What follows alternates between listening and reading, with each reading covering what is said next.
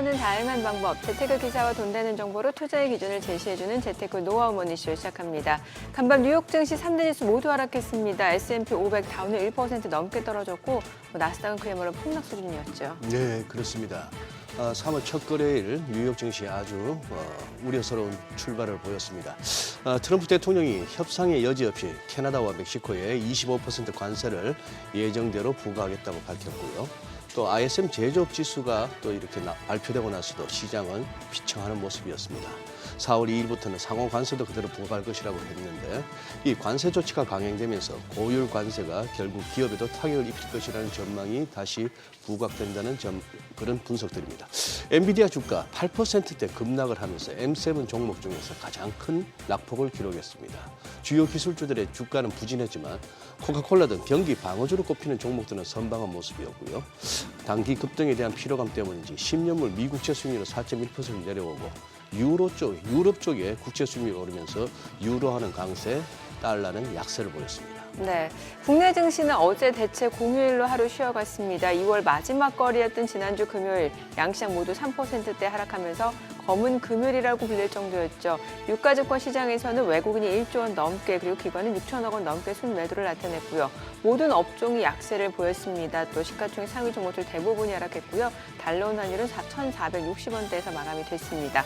간밤 뉴욕 증시가 큰 폭으로 하락하고 또 트럼프 대통령이 관세 조치를 강행하겠다고 밝히면서 금융시장 위축되는 모습을 보이고 있는데 오늘 국내 증시 어떤 흐름을 나타내는지 증시타임에서 확인해 보겠습니다.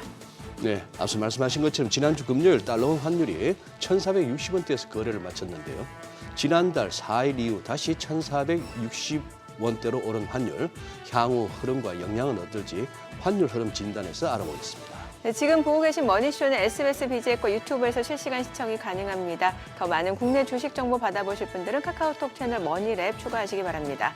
그럼 먼저 빠르게 돌아가는 글로벌 증시 상황부터 정리해볼까요? 최주연 아나운서 소식 전해주시죠. 네, 출근길과 퇴근길에 주식 거래를 못해 아쉬워하셨던 분들 이제는 그런 걱정 안 하셔도 될 것 같습니다. 한국의 첫 대체 거래소 넥스트레이드가 오늘부터 출범하기 때문인데요. 어떤 점들이 기존 한국 거래소와 달라졌는지 살펴보겠습니다. 우선 거래 시간이 가장 큰 차이점입니다. 이제부터는 하루에 12시간 동안 거래가 가능할 예정인데 우리가 원래 하는 정규장 외에도 오전 8시부터 8시 50분까지 프리마켓이 열리고요. 오후 3시 30분부터 오후 8시까지는 애프터마켓이 열리면서 오전 8시부터 오후 8시까지 거래가 가능해집니다. 다만 시장 개장 첫날인 오늘만 오전 10시부터 운영할 예정인 점 참고하시길 바랍니다. 거래 수수료도 한국 거래소보다 낮아집니다. 한국 거래소보다 20에서 40% 낮은 수준으로 책정됐는데요. 구체적으로는 지정가 주문의 경우 0.0013%, 시장가 주문은 0.0018%를 부과합니다. 그리고 가장 중요한 것은 거래 종목이겠죠. 출범 당일인 오늘부터 14일까지는 총 10개 종목만 거래가 가능한데요. 코스피에서는 롯데쇼핑, 제일기획, 코오롱인더, LG유플러스, SU오일이 있고요. 코스닥에서는 골프존, 동국제약, SFA, YG엔터테인먼트, 컴투스가 포함되어 있습니다. 또 앞으로 종목 수는 빠르게 늘어날 예정인데 2주 차에는 110 종목, 3주 차에는 350 종목, 4주 차에는 800 종목으로 점차 시장을 늘려나갈 계획입니다. 그리고 궁금해하실 시총 상위 종목들은 언제 거래되는지도 보면 삼성전자와 SK하이닉스, 현대차, 알테오젠 등의 종목은 3월 24일부터 거래가 가능할 예정입니다. 다만 ETF와 ETN은 아직 법적으로 허용되지 않아 거래가 불가능한데 앞으로 하반기에 인가 취득을 통해서 거래 상품이 확대될 수 있는 점은 참고하시길 바랍니다. 또 새로운 호가 제도도 도입됩니다. 그동안 기관 투자자만 사용했던 중간가 호가와 스톱 지정가 호가를 일반 투자자들도 이제 할 수 있게 됐는데요. 중간가 호가는 매수 호가와 최우선 매도 호가의 중간 가격으로 자동 조정되는 호가입니다. 투자자는 가격을 지정하지 않고 수량만 입력해서 주문하면은 시스템이 자동으로 중간 가격을 계산해서 주문을 처리하는 것입니다. 그리고 스톱 지정가 호가는 투자자가 사전에 정한 특정 가격에 도달하면은 지정가 호가로 자동 전환돼서 주문이 실행되는 방식인데요. 예를 들어서 투자자가 A 주식의 스톱 가격을 11,000원, 지정 가격을 10,000원으로 매도 주문을 설정하면 주가가 11,000원으로 하락할 경우 10,000원의 매도 주문이 자동으로 제출되는 것입니다. 반대로 매수 주문의 경우에도 마찬가지죠. 이렇게 새로운 호가를 바탕으로 조금 더 정교한 투자 전략 세울 수 있을 것으로 보입니다. 그러면 어떤 증권사가 넥스트레이드 거래에 참여할까요? 현재 28곳의 증권사가 참여할 예정인데요. 위에 14곳은 3월 4일부터 모든 시장 거래에 참여하고요. 나머지 14개 회사는 프리마켓과 애프터마켓에 먼저 참여한 뒤에 순차적으로 모든 시장 거래에 참가할 예정입니다. 이렇게 증권사별로 참여 범위와 시기가 다른 만큼 투자자분들은 이용 중인 증권사의 참여 여부 꼭 확인하시길 바랍니다. 이번 대체거래소 출범에 따른 점유율 경쟁으로 주요 증권사들은 국내 주식 매매 수수료를 잇따라 조정하고 나섰습니다. 대체거래소와의 점유율 경쟁으로 수수료를 조정하는 것으로 보이는데 현재 미래에셋증권과 한국투자증권이 수수료를 조정했고요. 키움증권이나 신한투자증권도 수수료 조정을 검토할 예정이라고 밝혔습니다. 이번 변화를 통해서 국내 주식시장이 천진화될 수 있을지 지켜보시죠.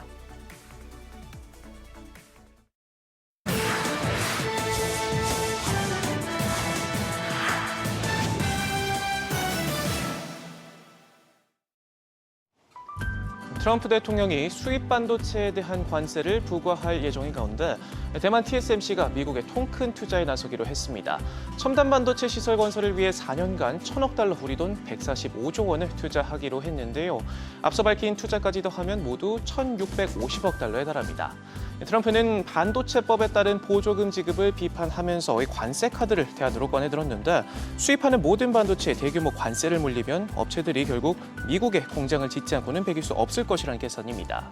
실제로 러트닉 상무장관은 이날 투자 발표 행사에서 TSMC가 이번에 미국에 투자한 건 보조금이 아닌 트럼프 대통령의 관세 정책 때문이다 강조하기도 했고요.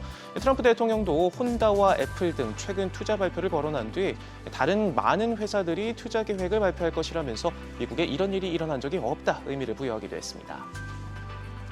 가상자산 시장이 요동치고 있습니다. 트럼프가 전략 비축을 추진하겠다고 밝히면서인데요. 비트코인과 이더리움, 리플, 솔라다 그리고 카르다노 이렇게 5개 코인이 목록에 올랐는데 이 소식에 8만 달러 선까지 밀렸던 비트코인은 한때 9만 4천 달러까지 회복하기도 했습니다. 하지만 현재는 관세 폭탄으로 확대된 불확실성이 짓눌려 가격이 다시 8만 달러 중반대로 후퇴하면서 상승분 대부분을 반납했지만 업계는 이례적인 트럼프의 워딩을 주목하고 있습니다.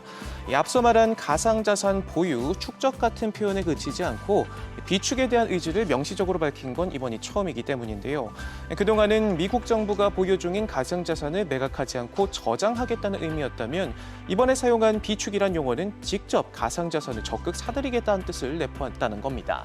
이 때문에 현지 시간 7일 백악관에서 사상 처음으로 열리는 가상자산 서밋에서 어떤 내용들이 발표될지 관심이 쏠리고 있는데요. 트럼프 행정부의 가상자산 차르로 불리는 데이빗 삭스는 트럼프가 미국을 세계 가상자산 수도로 만들겠다는 약속을 지키고 있고 이 자리에서 직접 연설을 통해 더 많은 내용을 밝힐 것이라고 예고했습니다. 엔비디아와 브로드컴이 인텔의 최신 파운드리 공정을 테스트하고 있다는 보도가 나왔습니다. 현재 인텔의 1.8나노 공정이 적합한지 평가 중인데 AMD도 함께하고 있는 것으로 전해졌습니다. 인텔은 당초 지난해 말부터 1.8나노 공정을 통해 삼성전자를 넘어 세계 최대 파운드리 업체인 대만 TSMC와 겨루겠다고 공언해왔지만 경영난에 시달리면서 사면 초과에 빠진 상황인데요. 로이터는 그럼에도 이번 테스트가 회사의 첨단 생산 기술에 대한 초기 신뢰를 보여주는 것으로 인텔이 수억 달러 규모의 제조 계약을 따낼 가능성에 더 가까워지고 있음을 시사한다 평가했습니다. 아메리카 퍼스트를 외치는 트럼프 덕분인지 실제로 최근 마이크로소프트와 아마존도 잇따라 인텔과 첨단 칩 생산 계약을 맺기도 했는데 다만 1.8나노 공정을 통한 생산은 당초 2024년에서 올해로 연기된 데 이어서 내년 중반으로 또 한 차례 늦춰졌습니다. 유럽연합이 자동차 업계 아우성에 결국 탄소 배출 규제를 완화하기로 했습니다. 당초 올해부터 배출량을 초과하면 과징금을 부과하려 했지만 목표를 달성할 수 있도록 3년의 유예 기간을 부여하기로 했는데요. 이에 따라 올해 배출량을 줄이지 않아도 과징금을 피할 수 있는 건 물론이고 3년 안에만 감축 목표치를 달성하면 돼 업계는 한숨 돌릴 수 있게 됩니다. 개정안은 EU 27개국과 유럽의회 표결을 거쳐야 하지만 주요 회원국이 규제 철회를 요구해온 터라 큰 이변이 없는 한 가결될 것으로 보이고요. 기존 규정이 유럽에서 자동차를 판매하는 모든 제조사에 적용되는 만큼 현대차와 기아에도 플러스 요인이 될 수 있을 것으로 보입니다. 지금까지 글로벌 비즈였습니다. 지난 금요일장에서 이슈가 있었던 업종 살펴보는 기업 이슈 시간입니다. 그동안 날아올랐던 2차 전지주가 무너졌습니다. 뉴욕 증시에서 테슬라의 연이은 주가 하락이 영향을 미쳤는데요. 6거래일 연속으로 하락하면서 고점 대비 42% 이상 떨어졌죠. 이처럼 2차 전지에 영향을 크게 미치는 테슬라의 전망이 좋지 못하면서 우리 2차 전지주도 잘 버텨오다가 결국 약세 보인 것으로 풀이됩니다. 그런 가운데 에코프로비엠이 돌연 코스피 이전 상장을 철회했는데요. 경영 실적이 부진하다는 이유에서인데 3주 전 실적 발표 당시엔 이전 상장에 문제가 없다고 발표했던 회사가 말을 바꾸자 불안감이 커졌습니다. 향후 실적 개선을 확인한 후 다시 도전할 거라고 밝혔지만 투심을 돌리기엔 부족했던 것으로 보입니다. 마감 상황 보면 엔캠이 13.5% 크게 하락했고요. WCP 12.92%, 에코프로비엠 11.19%, 나라엠ND와 LNF 모두 8% 넘게 하락했습니다. 반도체 관련주도 크게 빠졌는데요. 엔비디아 급락이 악재로 작용했습니다. 엔비디아는 양호한 4분기 실적을 발표했지만 향후 전망치가 투자자들의 기대치에 미치지 못한다는 평가가 부각되면서 긍정적인 매출 전망이 퇴색됐습니다. 그러면서 주가가 8.5% 급락했고 이에 필라델피아 반도체 지수도 6% 넘게 빠졌는데요. 또한 경기도나 우려 속 관세 전쟁이 다시 부각된 것도 시장의 불확실성을 키우고 있습니다. 이날 트럼프 대통령은 캐나다와 멕시코에 대해 유예 중인 25%의 관세 부과를 예정대로 3월 4일에 집행하고 또 중국엔 10%의 추가 관세를 부과하겠다고 밝혔는데요. 결국 오늘 트럼프 대통령이 내일부터 관세를 강행한다고 발표했죠. 반도체주가 특히 관세에 민감한 만큼 오늘 주가가 또 크게 빠졌는데요. 앞으로의 흐름 지켜보셔야겠습니다. 마감 상황 보면 LK캠 15.44% 급락했고요. 두산 9.03%, 원익 QNC와 삼양 NC캠 또 OCI 모두 큰 폭으로 하락했습니다. 연이은 관세 조치가 시장을 압박하는 가운데 무엇보다 중국 변수에 주목할 필요가 있다는 관측이 거셉니다. 중국이 내수 진작을 위해 대규모 부양책을 도입하고 한한령 해제 카드를 꺼내들면서 우리 증시에도 훈풍이 불 수 있다는 평가인데요. 그러면서 관련 종목들 중 하나인 영상 콘텐츠주가 강하게 시세 분출했습니다. 향후 K 콘텐츠를 중심으로 미디어 업종의 수익성이 대폭 개선될 것으로 보이는데요. 특히 중국에선 넷플릭스가 진입할 수 없기 때문에 한한령 해제 시 직접 진출이 가능해져서 연간 1,100억 원 이상의 콘텐츠 판매 수익이 예상됩니다. 그런 가운데 캔버스에는 드라마 내탕금 마지막 밀명의 중국 합장을 추진하면서 중국 시장 진출에 박차를 가하고 있는데요. 항일 독립운동을 소재로 한 드라마인 만큼 중국 시청자에게 큰 호응을 얻을 것으로 기대됩니다. 관련주 더 살펴보면 4x4가 상한가 기록했고요. 스튜디오 미르가 16.81%, Y랩과 캔버스엔 그리고 M83 모두 2% 넘게 시세 분출했습니다. 마지막으로 화장품주도 대표적인 중국 수혜주 중 하나죠. 지난주 대부분 좋은 흐름 보였는데요. 한한령이 풀리면서 다양한 문화 콘텐츠들이 중국 시장에 진입하고 이에 따라 한국 화장품 브랜드들이 자연스럽게 노출되면서 인지도 제고에도 분명히 도움이 될 거란 평가입니다. 또 국내 화장품 브랜드가 미국향 수출 호조로 지속 성장하고 있다는 점도 주가 상승의 요인으로 꼽히는데요. 지난해 화장품 수출액은 85억 7천만 달러로 전년 대비 19% 증가했는데 이 중 미국향 수출액이 51% 넘게 늘었습니다. 이처럼 많은 K뷰티 제품들이 미국 시장에 더해 큰 손인 중국 시장으로 나아가면 기대할 수 있는 성장 여력이 훨씬 클 거란 관측입니다.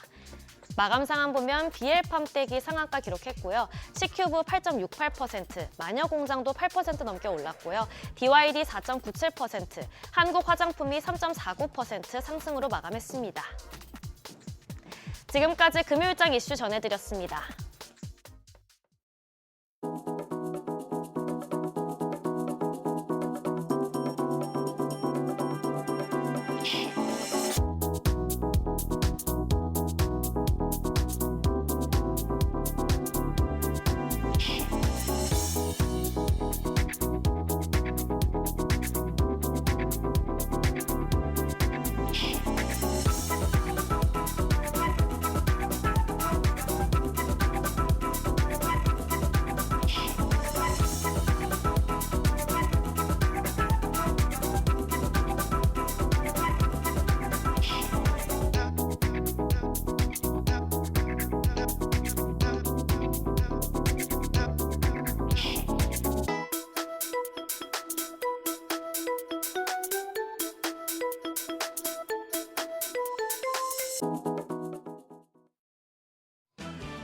트럼프 미국 대통령의 한마디에 국내 증시가 무너졌습니다. 양 지수 모두 3% 이상 급락하며 검은 금요일 블랙 프라이데이였습니다.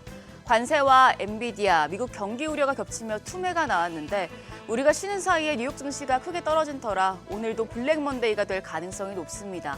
전일장 복귀하면서 이번 주 투자 포인트 확인하겠습니다. 코스피가 지난주 금요일 3.4% 가까이, 코스닥이 3.5% 폭락했습니다. 지난해 8월 이후에 가장 큰 낙폭을 기록했는데요. 관세와 경기 둔화 우려, 그리고 엔비디아에 대한 부정적인 시선들에 국내 증시가 속절없이 무너졌습니다. 그런데 간밤 트럼프 대통령이 예정대로 캐나다와 멕시코에 25% 관세를 내일부터 부과하기로 하면서 뉴욕 증시에서 기술주가 급락했기 때문에 오늘도 힘든 장이 예상됩니다. 외국인이 현물과 선물을 대규모 매도하며 지수의 하락을 주도했습니다. 유가 증권 시장에서 외국인 하루 동안 1조 5천억 원이 넘는 강한 매도세를 나타냈습니다. 지난 2022년 1월 이후에 최대 규모였습니다. 여기에 기관도 6천억 원 넘게 팔아냈습니다. 반면 개인은 강하게 사들였는데요. 2조 원 넘는 매수 우위를 기록했습니다. 코스닥 시장에서도 메이저 수급 주체의 양 매도가 나왔습니다. 외국인이 3천억 원 가까이 순매도했고 기관도 1,200억 원 넘는 팔자 포지션을 취했습니다. 여기서도 개인만 홀로 4천억 원이 넘는 매수 우위를 기록했습니다. 시가총액 상위 종목은 퍼렇게 멍들었습니다. 유가 증권시장에서는 셀트리온이 0.7% 상승한 걸 제외하면 나머지 9개 종목의 하락폭이 컸습니다. 3에서 5%대 낙폭을 기록했는데요. 삼성전자가 3.2%, SK하이닉스가 4.5% 떨어졌고 LG에너지솔루션과 네이버 등은 5% 내외로 급락했습니다. 코스닥 대형주는 시총 상위 23위까지 모두 하락했습니다. 특히 에코프로 형제의 하락세가 짙었는데요. 에코프로비엠이 코스피 이전 상장 계획을 철회하면서 주가가 11% 이상 급락했습니다. 시총 순위도 3위로 한 계단 밀렸습니다. 지난 3주 동안 강한 상승세를 보였던 종목들도 약세의 골이 깊었습니다. 레인보우 로보틱스가 13% 가까이 급락했고 클래시스도 9% 가까운 약세를 보였습니다. 지금 환율도 문제입니다. 환율 지난주 금요일 정기장 마감 시간 달러 기준 20원 40전 급등해서 1,463원 40전에 거래를 마쳤습니다. 지난달 1,420원대까지 하락했던 환율은 트럼프발 공포에 한 달 만에 1,460원대에 재진입했습니다. 이후에 우리가 쉬는 사이에 외환시장이 요동쳤습니다. 다만 한 번 높아진 레벨이 쉽게 낮아지진 않는 모양새입니다. 달러 인덱스가 106선까지 떨어졌지만 오늘 새벽 6시 기준 여교환율은 1,458원 80전으로 여전히 1,460원대에 근접한 상황입니다. 외환시장 1,460원을 넘어서며 출발할 수도 있으니 장중 흐름 계속해서 예의주시하셔야겠습니다. 지난주 국내 증시는 3주 동안 이어온 상승세를 마감하고 코스피가 2,500대로 다시 내려앉았습니다. 과잉 매도라는 분석도 있지만 트럼프 쇼크로 글로벌 금융시장이 출렁이고 있기 때문에 아직 저점을 논하기는 이르다는 평가도 나옵니다. 몇 가지 포인트를 주목해 보셔야겠는데요. 우선 오늘부터 중국 양회가 개최되고요. 내일은 미국의 ISM 서비스업 PMI가 발표됩니다. 그리고 현지 시간 6일엔 ECB 기준금리가 결정되고 미국의 주간 실업수당 청구 건수도 나오니 중국의 경제 정책과 더불어서 미국의 경기 지표들까지 꼼꼼하게 체크하셔야겠습니다. 이번 주는 상단이 제한된 가운데 업종 간 차별화 장세가 나타날 수 있겠습니다. 내일 2차 전지 전시회인 인터배터리가 개최되고 일본에서는 메디컬 재팬이라는 전시회가 열립니다. 얼어붙은 2차 전지와 제약 바이오 업종에 온기를 불어넣어 줄 수 있을지 확인하시죠. 오늘부터 대체 거래소가 출범합니다. 주식 거래 시장이 복수, 경쟁 체제로 바뀌면서 투자자들의 편익이 대폭 늘어날 것으로 기대되고 있습니다. 한편 전 거래일에는 시간회 거래에서 알루미늄 관련주가 주목받았습니다. 한국에서 미국으로 수출하는 모든 알루미늄 연선과 케이블에 대해 미국 정부가 반덤핑 관세 52.79%, 상계 관세 33.44%를 부과했던 소식이 보도됐는데요. 중국산 원자재를 사용하지 않는 기업들은 관세를 면제받을 수 있습니다. 다만 매일경제신문은 대원전선과 가온전선, LS전선, 태화, TMC 등 5곳은 관세 면제를 받을 수 없게 됐다고 보도했는데요. 알맥은 반사의 기대감이 크게 올랐지만 나머지 기업들은 조정을 받는 모습이었습니다. 오늘도 트럼프의 관세 정책과 맞닿아 있는 종목들은 변동성이 클 수 있으니 유의하셔야겠습니다. 뉴욕 증시의 커플링되는 상황에서 우리 시장 간밤 뉴욕 증시의 급락을 어떻게 받아들일지가 관건입니다. 리스크 관리가 중요하겠지만 너무 서두르지 마시고 장 초반 분위기 일단 보고 대응하셔야겠습니다. 지금까지 어제장 오늘장이었습니다.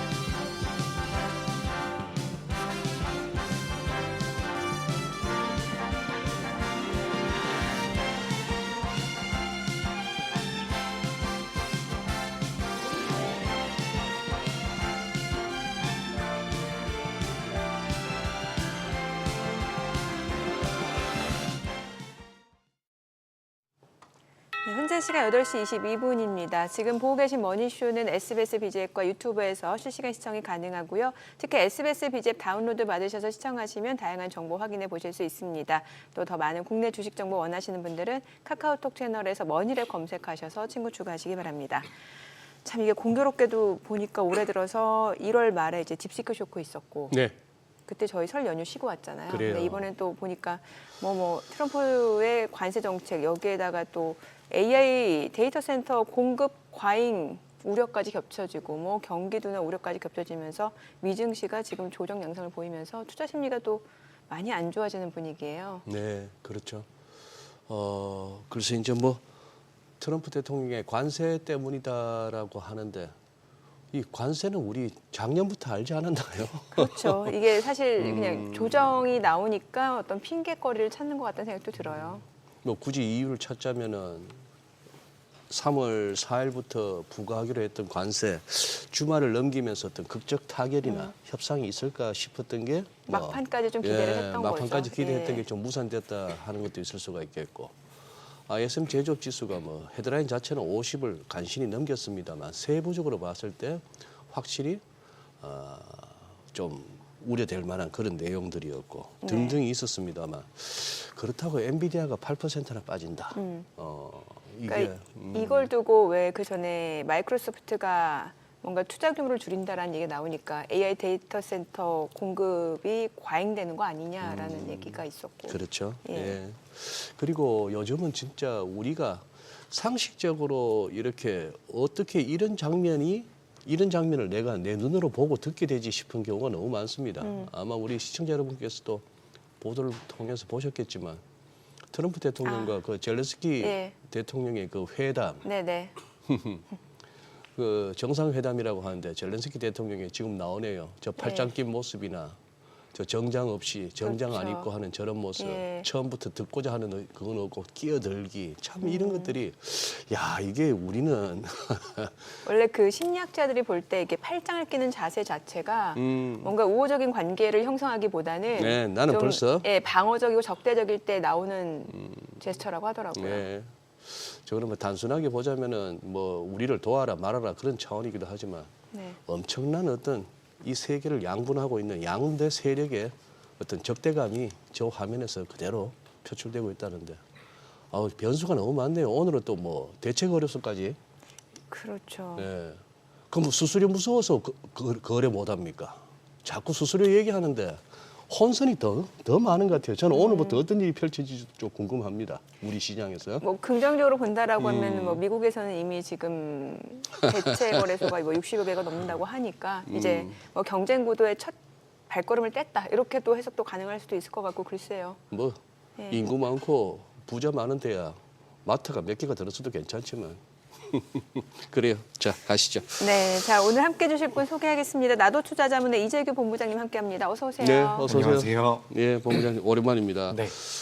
아니 이거 3월 첫 거래 이 우리가 보통 3월이 뭔가 진정한 새해 같지 않습니까? 학생들도 개학을 하고 아 오늘 맞아요. 계약한 예? 학교 뭐 그런 많죠. 네. 시기인데 그리고 또 3월은 통상적으로 좋았거든요, 정시는. 네. 근데 이거 첫 스타트가 안 좋습니다. 네, 일단 뭐 미증시의 주가림이 워낙 안 좋았죠. 네. 그렇기 때문에 지난주 금요일에는 좋은 모습이 나왔지만 이번 주 월요일 그러니까 우리가 휴장을 했었던 그 시기 동안 미증시가 안 좋았는데 제가 좀 자료를 찾아보니까 예.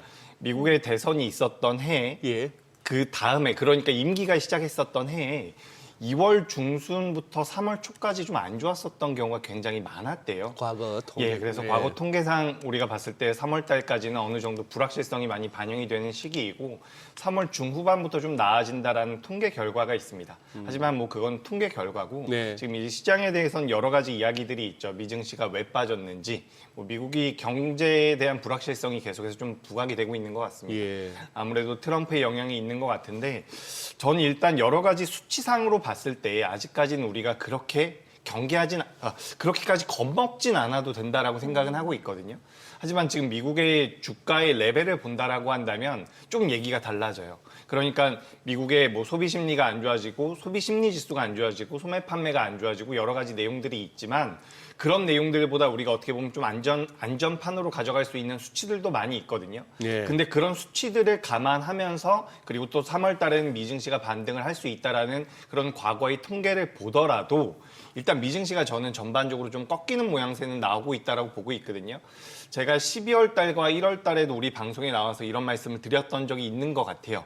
2025년도는 그래도 미증시보다는 우리나라 증시가 좀 더 좋지 않겠습니까? 그런 말씀을 드렸는데 지금 여러 가지 이유를 아까 앵커님께서도 말씀을 하셨지만 여러 가지 이유를 갖다 붙이고 있지만 미증시가 많이 올라온 것은 네. 우리가 부인할 수 없다라고 저는 생각을 하고 있습니다. 네. 그래서 그런 부분들 때문에 주가가 좀 밀리고 있지 않나라고 생각이 돼서 일단 뭐 통계적으로는 3월 달에 괜찮아질 것이다라는 내용도 있지만 그리고 뭐 이 하단을 지지해 줄 만한 여러 가지 수치들도 있지만 그래도 우리가 경계를 한다라는 것 자체는 좀 필요하지 않나. 전 이렇게 의견 드려보도록 하겠습니다.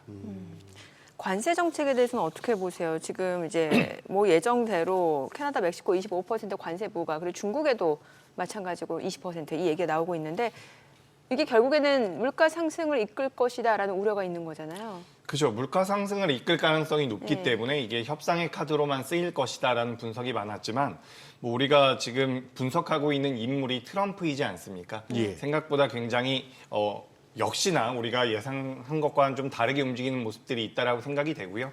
그런 부분들 때문에 관세에 대한 리스크, 관세가 부과된다라고 한다면 뭐 소비에 대한 부담감, 둔화가 이루어지면서 시장 자체가 좀 둔화될 수도 있지 않을까라는 우려감이 시장에는 많이 팽배한 것 같습니다.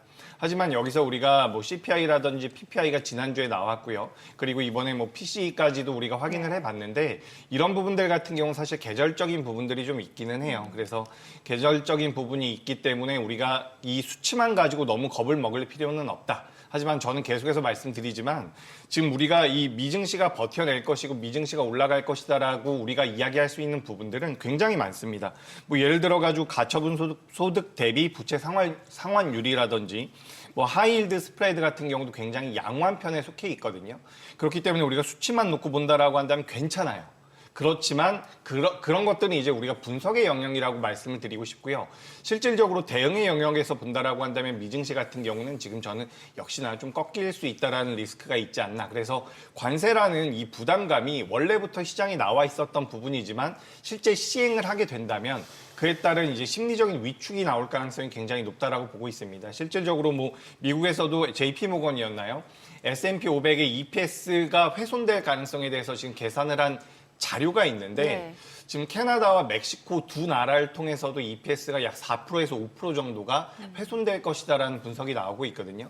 그래서 이런 부분들이 실제로 시장에 반영이 된다면 좀 부담은 느끼지 않을까. 다만 역시나 여기에서도 가장 중요한 것은 주가가 많이 올라와 있다라는 부분 한 번 더 말씀드려보도록 하겠습니다.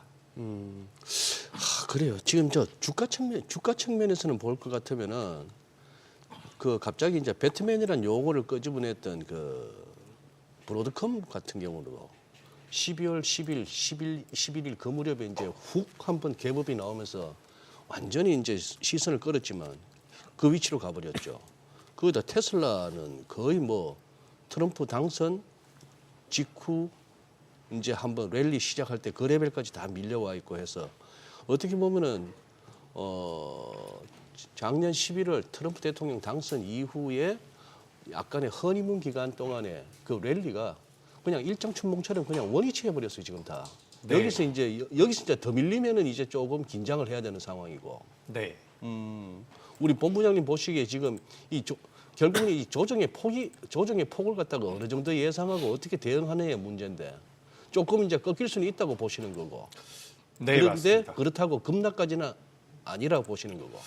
일단 저는 지금 나스닥 같은 경우는 굉장히 지켜줘야 되는 자리에서 지켜줬다라고 생각을 하고 있는데 뭐 다우존스라든지 네. S&P 500 같은 경우는 지금 낙폭의 여력이 좀 남아있다라고 생각을 하고 있거든요. 다우하고 S&P는 더 예, 빠질 수 맞습니다. 있다. 그래서 이제 트럼프가 당선되고 나서 생각보다 굉장히 좋은 랠리가 이어졌었는데 예. 최근 2, 3주 동안 낙폭이 좀 나오고 있죠. 근데 우리가 이 과정에서 생각을 해볼 부분은 지금 트럼프 같은 경우는 강달러를 만들겠다라는 이야기를 공공연히 하고 있거든요. 예. 하지만 실제로 지금 달러 강세가 아닌 약세로 만들어지고 있는 상황이거든요. 그렇기 때문에 어떻게 보면 달러 강세를 외치고는 있지만 달러 약세를 어느 정도 용인해야 되는 상황에 놓여 있지 않나. 결국에는 미국의 그 경기 자체라든지 지금 달러 강세를 유지하기 위한 여러 가지 정책적인 부분들이 시장에서는 약간은 불안감을 느끼지 않나라고 생각을 하고 있습니다. 여기서 우리가 생각을 해볼 부분은 지금 중국 같은 경우에도 우리가 빅테크 기업들이 많이 있거든요. 근데 중국의 빅테크 기업들이 미국의 빅테크 기업들보다 훨씬 더 좋은 주가 퍼포먼스를 보이고 있어요. 우리가 과거에도 중국을 비롯한 신흥국 증시가 강세를 보였었던 시기가 있고요. 그리고 선진 증시가 강세를 보였었던 시기가 있는데 최근 반년 정도의 주가 흐름을 놓고 본다라고 한다면 중국을 필두로 한 신흥국 쪽으로 자금이 몰려갈 가능성이 전 있다라고 생각을 하고 있습니다.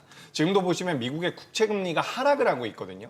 우리가 과거에는 미국의 국채금리가 하락한다면 우리 증시에는 긍정적인 영향을 미치지 않겠느냐라는 분석이 굉장히 많았었지만 지금 미 국채가 빠지고 있는 것은 안전자산 선호 현상 때문에 어느 정도 빠지고 있다라고 우리가 분석할 필요도 있습니다. 그런 관점에서 본다라고 한다면 미국 기업들의 성장률 둔화에 대해서 어떻게 보면 미국 내에서도 어느 정도의 의구심을 좀 품고 있지 않나. 저는 그렇게 생각을 하고 있기 때문에 지금 경계는 필요하다. 그러니까 지금 미증시가 깨진다라는 이야기는 아니지만 우리가 투자함에 있어서 어쨌든 경계는 필요하다라고 저는 보고 있거든요. 그래서 지금 올해 2025년도 들어서 결국에는 국내 증시라든지 중하권 증시가 미증시보다 상대적으로 안정적인 모습을 보이고 있다는 부분이 저는 굉장히 중요한 포인트가 되지 않을까. 그리고 우리가 정치적으로도 봤을 때 지금 트럼프가 우크라이나의 그 젤렌스키를 약간 쳐내는 모양새가 만들어지면서 네. 우크라이나와 유럽 그리고 미국과 러시아의 관계가 약간 애매하게 움직여진다라고 생각이 되고 있습니다. 네. 그래서 그런 관점에서 본다라고 한다면 미국이 지금 어쨌든 트럼프가 계속해서 자국 우선주의로 진행이 되고 있는 상황에서 어떻게 보면 반대국부가 좀 생길 수도 있지 않을까. 결국에는 미국이 주가가 많이 올라간 상황에서 기업들이 수익을 어느 정도 확정짓고 달러를 매도하고 나온다라고 한다면 달러 약세는 더 진행될 가능성도 높다라고 보고 있거든요. 그렇다라고 한다면 미증시 같은 경우도 상당히 좀 불안정한 흐름이 나올 수 있지 않을까. 과거 S&P 500의 뭐 기본적인 PER이라든지 PER 밴드를 기준으로 봤을 때 지금 어느 정도 고평가되어 있는 부분은 맞다라는 얘기까지 추가적으로 드려보도록 하겠습니다. 근데 미증시도 지금 보면은 사실 전체적으로 지수만 놓고 봤을 때 조정으로 보이긴 합니다만 만약에 좀 섹터를 좀 골고루 이제 분산 투자하신 분들이라면은 또 이 정도의 체감은 아닐 수도 있어요. 결과적으로 지금 빅테크 쪽으로 지금 과매도가 나오고 있는 상황이잖아요. 이 빅테크 특히 뭐 엔비디아라든지 뭐 브로드컴 아니면 AI 관련주들 이렇게 우리 서학개미 분들 이제 뉴욕 증시 투자 많이 하신 분들이 좋아하는 종목들이 많이 떨어진 거에 대해서 지금 뭐 AI 데이터 센터 공급 과잉 우려가 나오고 있는데 이 부분에 대해서는 어떻게 보세요? 일시적인 과도기라고 보시는 거예요? 아니면은 어떻게 보십니까? 그죠. 이제 산업 같은 예. 경우는 저는 성장하는 초입이라고 생각을 하고 있습니다. 네네. AI 산업은 성장하는 초입이라고 보고 있지만 주가는 어느 정도 반영이 된 부분이 있다라고 생각을 하고 있기 때문에 지금부터 조정을 받을 추가적인 조정의 가능성도 저는 있다라고 생각을 하고 있어요. 물론 저도 앵커님께서 말씀하신 것처럼 우리나라 투자자분들께서 뭐 빅테크 위주로 매매를 많이 했었던 상황이고 그런 기업들이 지금 주가 흐름이 좀 안 좋아진 상황에서 제가 이런 말씀 드리는 게 굉장히 어떻게 보면 좀 죄송한 부분도 있지만 우리가 어쨌든 주가라는 것이 선반영되는 부분들과 앞으로 매출 성장률이라든지 이익 성장률이 둔화된다라는 것을 어느 정도 파악할 필요는 있다라고 생각을 하고 있거든요.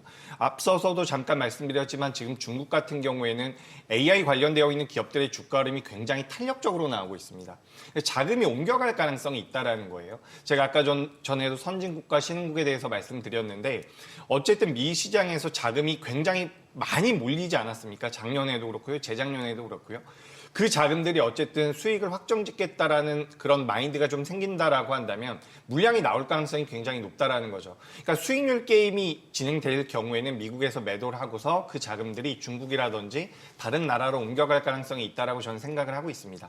그래서 엔비디아 같은 경우도 사실 우리가 8% 밀리는 과정에서 이게 너무 과하다라고 생각이 되는 부분도 분명히 있습니다.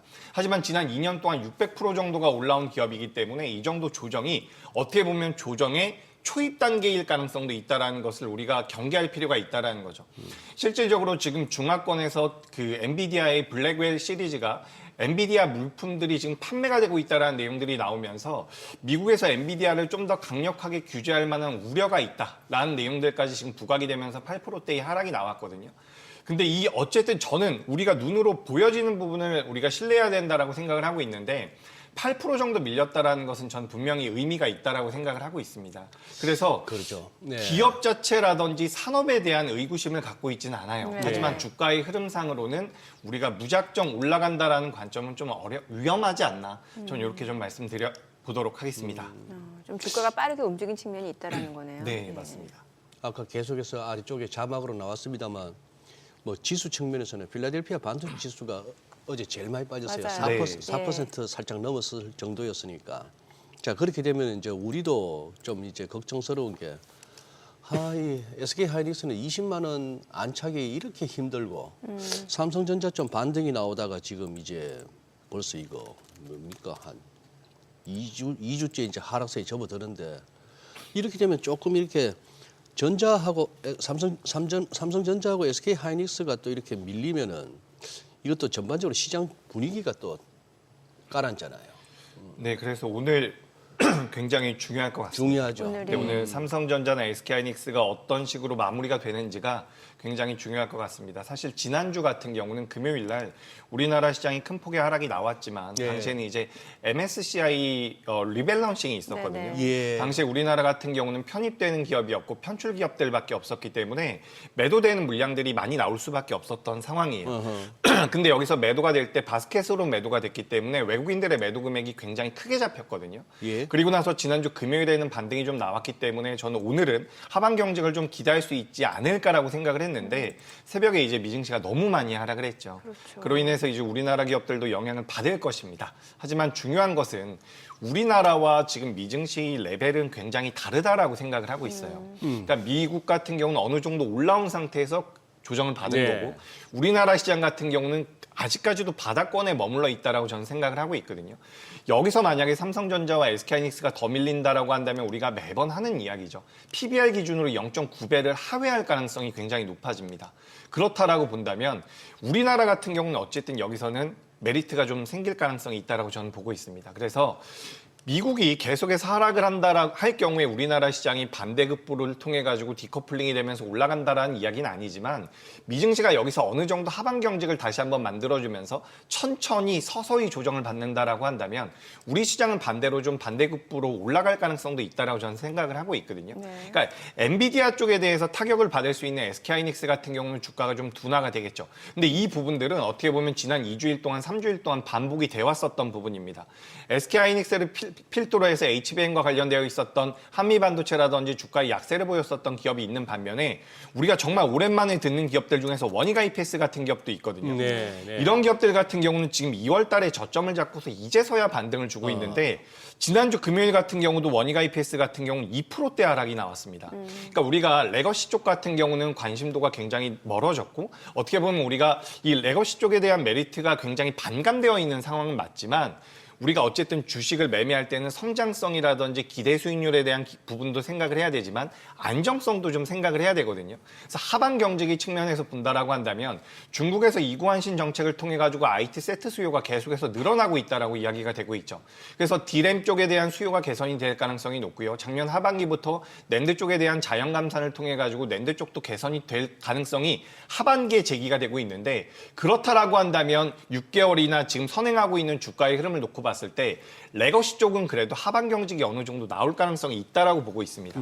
그래서 삼성전자가 어떻게 보면 좀 버텨줄 수도 있지 않을까라고 생각이 되고 있는 부분이에요. 물론 지금부터 또 체크해봐야 되는 부분은 연기금들이 매수를 이어가느냐 부분이거든요. 근데 저는 이제 공매도가 재개되기 전까지는 어느 정도 매수를 이어가주지 않을까라고 생각을 하고 있기 때문에 우리나라 시장 굉장히 어렵고 엔비디아라든지 미국의 빅테크 기업들의 하락에 대한 영향을 받겠지만 그래도 미국은 많이 올라온 상태에서 조정을 받는 거고요. 또 우리나라만 놓고 말씀드려보자면 우리나라 시장이 작년 8월 달에도 큰 조정을 한번 받았거든요.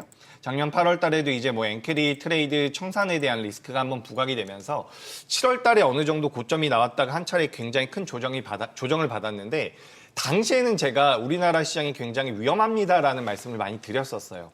왜냐하면 당시에는 증시 레벨 자체가 2,900포인트까지 올라와 있던 상황이거든요. 근데 지금은 우리나라 시장이 지난주 금요일 기준으로 2,500포인트까지 이미 어느 정도 조정을 받은 상태이기 때문에 오늘 이제 종가 부근에서 어느 정도 하반 경직을 보여준다라고 한다면 그래도 좀 버텨줄 가능성은 있지 않을까. 전 이렇게 의견 드리도록 하겠습니다. 저는 약간 걱정되는 거는 진짜 이제 미국 주식 자체가 좀 어떤 기대감으로 선반영돼서 올라왔다라고 하면은 또 뭐 조정을 보이는 것도 당연하겠습니다만 지금 또 얘기가 스물스물 나오는 게 뭐 스태그플레이션 우려 나오잖아요. 좀 실제로 지표 자체가 뭐 센티멘털적인 지표라고 하더라도 조금 뭔가 경기 자체가 조금 위축되는 국면이다, 뭐 둔화되는 국면이다. 여기에다가 물가 상승률은 쉽게 둔화되지 않고 있는 모습이고 이렇게 된다라고 하면은 국내 증시만 나홀로 좋을 수는 없는 거예요. 미국이 안 좋아지면. 그죠. 그러면은 그때는 어떻게 해야 되는 거예요? 일단 제가 이렇게 말씀드리고 싶은 건 미국은 불경기나 이런 건 아니에요. 뭐 침체도 그러니까 아직까지는 스태그플레이션 아니라고 우려도 보는 게 좋습니다. 아니다. 스태그플레이션 우리가 우려할 수 있지만 예. 스태그플레이션은 미 전체적인 역사상으로도 몇 차례 나오지 않았던 부분입니다. 그래서 우리가 지금 시장에서 보고 있는 여러 가지 지표들이 있는데 우리가 심리적인 부분들을 많이 반영하는 지표들이 있고요. 그리고 데이터적인 측면들을 많이 반영하는 지표가 있는데 우리가 지금 심리적인 부분을 반영하는 지표들, 뭐 소비 심리 지수 같은 경우는 굉장히 지금 둔화되고 있는 모습이죠. 근데 이 심리가 둔화되고 있다는 것은 트럼프란 인물이 많은 영향을 미쳤다라고도 우리가 볼 수가 있거든요. 하지만 우리가 이 심리적인 부분이 아니라 데이터상으로 놓고 봤을 때는 아직까지 미 증시가 침체로 들어가거나 뭐 불경기로 들어간다라고 보기에는 굉장히 어렵습니다. 지금 실업률 같은 경우도 우리가 고용시장 같은 경우도 지난주까지 해서 두 차례 정도 굉장히 안 좋은 수치가 나왔지만 이번 주 후반에도 고용지표가 나오게 되거든요. 중요하겠죠. 근데 여기서 고용지표가 너무 많이 부러지지 않는다면 지금 거의 완전 고용에 가까운 상황이거든요. 그래서 우리가 스태그플레이션이라는 것은 실질적으로 몇몇 지표만 부러진다라고 해서 그렇게 표현하기가 좀 어렵습니다. 여러 가지 수치들을 우리가 놓고 봤을 때 지금 미국 같은 경우는 아직까지는 스태그플레이션을 우려할 만한 상황은 아니다라고 생각을 하고 있습니다. 그러니까 미국이 아까 전에 엔비디아를 예로 들어서 말씀드려보자면 2년 동안 600%가 올랐습니다. 그 상황에서 조정을 받는데 여기서 추가 조정을 받을 수도 있겠죠. 하지만 이 600% 상승한 분을 전부 다 반납할 가능성은 없습니다. 그런 관점에서 본다라고 한다면 지금 미 증시가 조정을 받을 가능성이 있다라고 하더라도 폭락보다는 횡보의 가능성이 굉장히 높다라고 보고 있고 그런 흐름이 나와준다라고 한다면 우리 시장 같은 경우도 어떻게 보면 자금이 좀 들어올 수 있다. 그러니까 작년에 우리나라 시장이 너무 안 좋았기 때문에 대한민국 증시에 대한 이런 뭐랄까요 부정적인 견해라든지 신뢰를 많이 갖지 못하고 있는 투자자분들이 많은데 자금이 어쨌든 크게 움직인다라는 관점에서 봤을 때 우리 시장은 굉장히 매력적일 수 있다라는 말씀을 드리고 싶어요. 실질적으로 지난주에는 환율이 많이 올라왔지만 환율 같은 경우도 이 정도 올라왔는데 외국인들의 매도세 물론 나오고 있습니다. 나오고 있지만 이 부분들 같은 경우도 어쨌든 이번 주에 고용지표 나오면서 미국이 버텨준다라고 한다면 우리 시장 같은 경우도 수급적인 부분들이 어느 정도는 개선될 수 있지 않을까. 그래서 어쨌든 미국에서 매도가 나오면 그 자금들이 대한민국으로 들어올 가능성도 있다라는 분석들이 굉장히 많거든요. 물론 지난주 금요일과 오늘은 좀 봐야겠지만 앞으로 추세적인 부분을 놓고 봤을 때는 대한민국 증시가 작년 12월 달에 저점을 찍고서 2월 달에도 한 차례 저점을 찍고서 저점을 좀 높여가는 모양새가 나오고 있거든요. 그래서 미국보다 우리나라 시장이 무조건 좋다라는 관점은 아니지만 미국이 급락하지 않는다라고 한다면 우리나라 시장이 그래도 가격적인 메리트는 있지 않을까라는 의견 드리도록 하겠습니다. 네. 그동안에 이렇게 12월 3일 날 비상계엄 이후 이렇게 우리 국내 전국은 굉장히 뭐 혼란을 거듭해 왔지만서도 그 와중에 우리 증시가 좋아가지고 근데 이게 좋은 걸 갖다 쫓아오면서 시장은 뭘 내다보고 이렇게 상대적으로 호조세를 보이나 싶은 부분이 이제 계속 이제 의문이었는데 결국은 이제 외국인 수급에 좀 밀리기도 하고 조금 더 달려줘야 할 만한 시점에 외부 변수 특히 뉴욕 증시가 이제 휘청거리고 이제 이런 모습이 이제 왔고 앞으로도 몇 달 동안 우리나라는 뭐 우리나라의 전국은 계속 혼란스럽겠죠. 이 부분도 시장으로서는 좀 그거 하겠는데 우리 이 본부장 보시기에 결국 외국인 수급 측면에서 하나의 의문인데 왜 이렇게 팔까요? 네.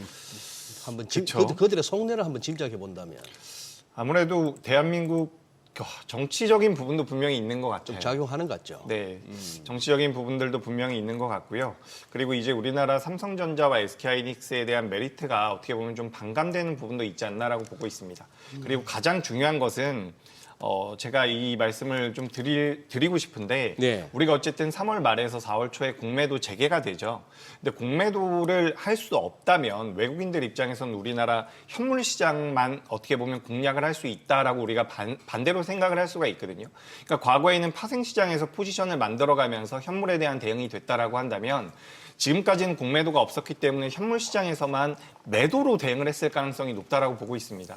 그렇기 때문에 수급적인 부분에서 우리가 지금 현물 시장은 어떻게 보면 의미가 많이 과거에 비해서는 어떻게 보면 퇴색됐다라고 저는 보고 있거든요. 그래요? 그러니까 수급적인 부분만이 아니라 수급적인 부분이죠. 그러니까 우리가 3월 말 이후에 4월 달에도 외국인들의 수급이 만약에 계속해서 빠져나간다라고 한다면 그건 저는 굉장히 위험한 부분이라고 생각을 하고 있어요.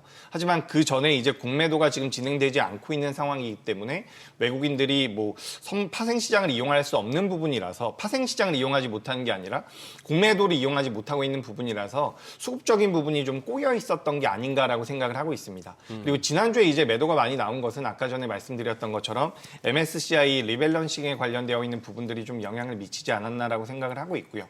사실 저는 미국에서 국채금리가 많이 빠진다라고 한다면 우리 시장으로 자금이 좀 유입될 수도 있지 않을까라고 생각을 했습니다. 미국의 국채금리뿐만 아니라 미 증시가 좀 조정을 받으면 외국인들이 우리나라 시장에 좀 들어오지 않을까라고 생각을 했는데 아직까지는 안 들어오고 있어요. 하지만 좀 시차를 두고 본다면 미증시에서 빠져나오는 자금들이 우리 시장에 좀 들어올 수 있지 않을까. 저는 그렇게 좀 생각을 하고 있습니다. 네. 미국 장에서 빠져가지고 전부 유럽 가는지 뭐 독일이고 유로스톡스고 보니까 어제 그냥 뭐 또 최고치를 또 경신을 하더라고요. 오히려 달러 좀 네. 떨어질 때 유로 가치는 또 올라가고. 유로가 네. 올라가고. 참. 거기다가 지금 우리 이본 부장님은 지금 대체거래소 어느 정도 파악이 되셨습니까? 어떻게 대응 뭐 저는 네. 아직까지도 무슨 말인지 모르겠는데. 네, 네. 대체거래소 저도 내용 좀 보고 왔는데 네, 네, 네. 사실 뭐 이거는 직접 경험을 해봐야지 글쎄, 가장 오늘부터 빠르게 한번 될 실제, 것 같거든요. 예. 그러니까 일단 개인 투자자분들께서 매매하시는데 크게 신경 쓸 건 없는 것 같습니다. 자동적으로 근데 당장 지금 원래 8시 40분부터 호가 시세가 좀 잡혀야 되는데 네. 지금 아직 안 잡히고 있어요. 이게 보니까는 이제 그 대체거래소 프리마켓이 8시 이제 개장 전 호가가 8시 30분부터 50분까지 접수를 받게 되고 50분에 또 시가가 결정된다고 하니까 이게 좀 약간 혼란스럽거든요. 네. 저도 혼란스럽습니다. 잘 정리 안 되죠. 네, 이게 그러니까 중요한 거는 개인 투자자분들 입장에서 체크하실 것은 매매를 하실 때 예. 내가 그 대체거래소 넥스트레이드를 선택할 수 있다라는 거. 근데 그걸 선택하지 않는다라고 한다면 자동으로 더 유리한 쪽 거래소를 이용해서 매매가 체결된다라는 부분이고요. 두 번째로는 자동으로? 네, 자동으로 된다라는 부분이고 그걸 이제 내가 선택을 할 수도 있다라고 합니다. 그래서 그 부분이 저는 좀 중요할 것 같고요. 사실 뭐 수수료에 대한 이야기들을 계속해서 하고 있는데 이게 큰 의미가 있지는 않다라고 저는 보고 있거든요. 저도 공감합니다. 그리고 뭐 이제 수수료 뭐 예. 네, 그리고 이제 뭐 10개 기업을 먼저 시작을 하고 3주차 때 이제 코스피 200이라든지 코스닥 150 기업들이 들어온다라고 예. 해요. 그래서 그때까지는 이제 좀 어떻게 보면 정리가 되는 구간이 아닐까. 과도기. 예, 과도기라고 생각을 하고 있고요.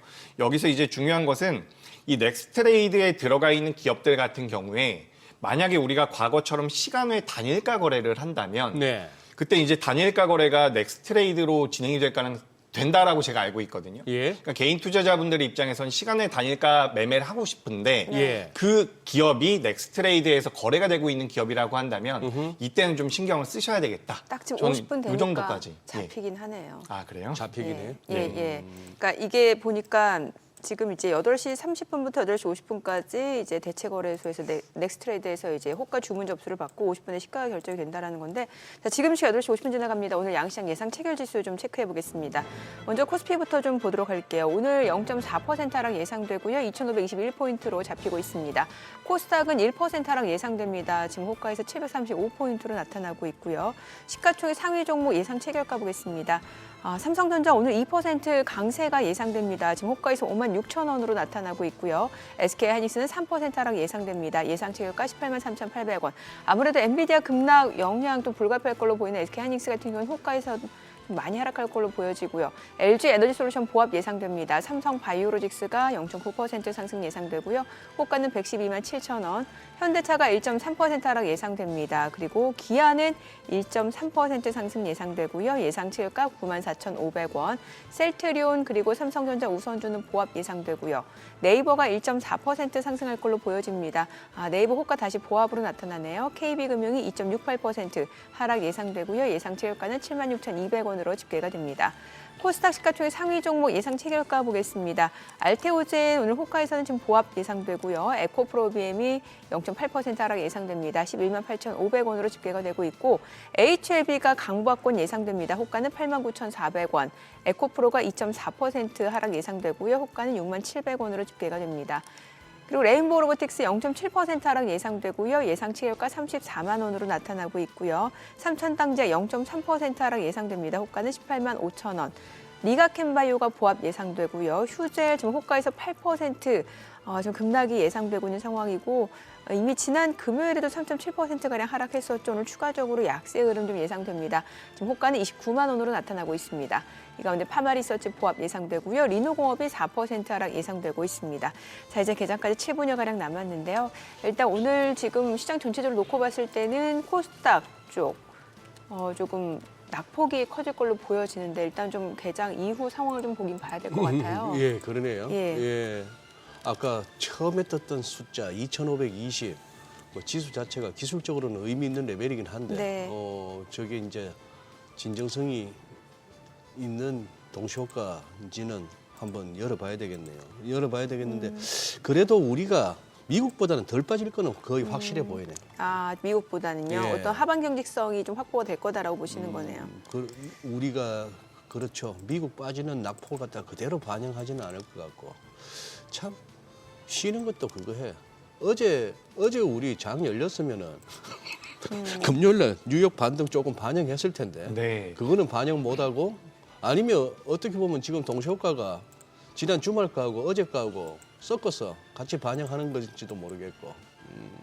야, 근데 제가 이렇게 그거 해서 그런가 싶었는데 우리 이본 부장님도 대체 거래소 어떤 식으로 할까에 대해서 명쾌한 그게 안 나오는 거 보면 저 부분이 우리 일반 개인 투자자분들, 시청자분들로서도 좀 혼선이 있겠다. 일단 한번 겪어봐야겠네요. 한번 부딪혀봐야 되겠네. 네, 저도 뭐 내용은 다 이제 공부를 해봤는데 네. 사실 겪어보는 게 가장 빠르다라고 생각을 하고 글쎄. 있거든요. 그리고 뭐 처음에는 종목이 10개밖에 되지 않기 때문에 좀 살펴보는 관점으로 보시는 게 좋을 것 같고요. 예. 3월 24일부터는 이제 종목들이 많아진다라고 하니까 그때부터 좀 체크를 해보실 필요가 있지 않을까.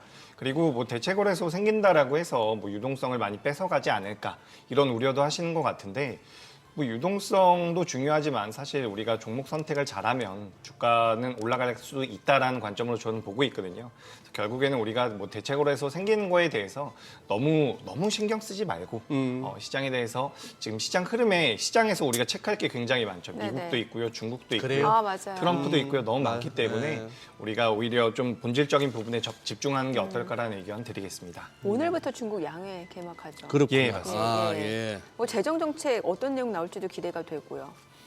그죠. 지금 중국 같은 경우도 작년부터 계속해서 여러 가지, 작년이 아니라 계속 해왔던 것 예. 같아요. 어떻게 해서든 좀 소비 진작이라든지 여러 가지 살려보려고 했는데 지금 이제 흐름이 좀 바뀌고 있는 게 민간 기업을 살리겠다라는 내용들이 좀 나오고 있거든요. 그러니까 지금 우리가 엔비디아 쪽에서도 계속해서 우리가 엮어서 이야기할 수 있는 부분이 딥시크와 관련되어 있는 부분들이었거든요. 네. 그래서 중국 같은 경우도 AI 쪽에 대한 투자를 지속하겠다라는 부분들, 민간 기업을 살리겠다, 소비 진작을 하겠다, 트럼프의 이런 관세에 대해서 어떻게 대응을 하겠다 이런 내용들, 뭐 경제적인 부분이라든지 정치적인 내용들이 전반적으로 나올 가능성이 높은데 지금 중국 같은 경우는 어쨌든 미국이랑 큰 나라와 대립이 되고 있는 상황이기 때문에 경제적으로 외교적으로 고립이 될 가능성이 굉장히 높습니다. 그렇기 때문에 뭐 우리나라 같은 경우도 한한령 해제를 하겠다 뭐 이런 내용들까지 지금 계속해서 시장에서 나오고 있죠. 그래서 일단 중국 쪽에서는 양회를 거치면서 어떤 내용을 좀 살펴봐야 된다라고 보고 있냐면 AI 쪽에 대한 부분입니다. AI에 대해서 어느 정도 투자를 할지를 우리가 좀 살펴봐야 된다라고 생각을 하고 있고요.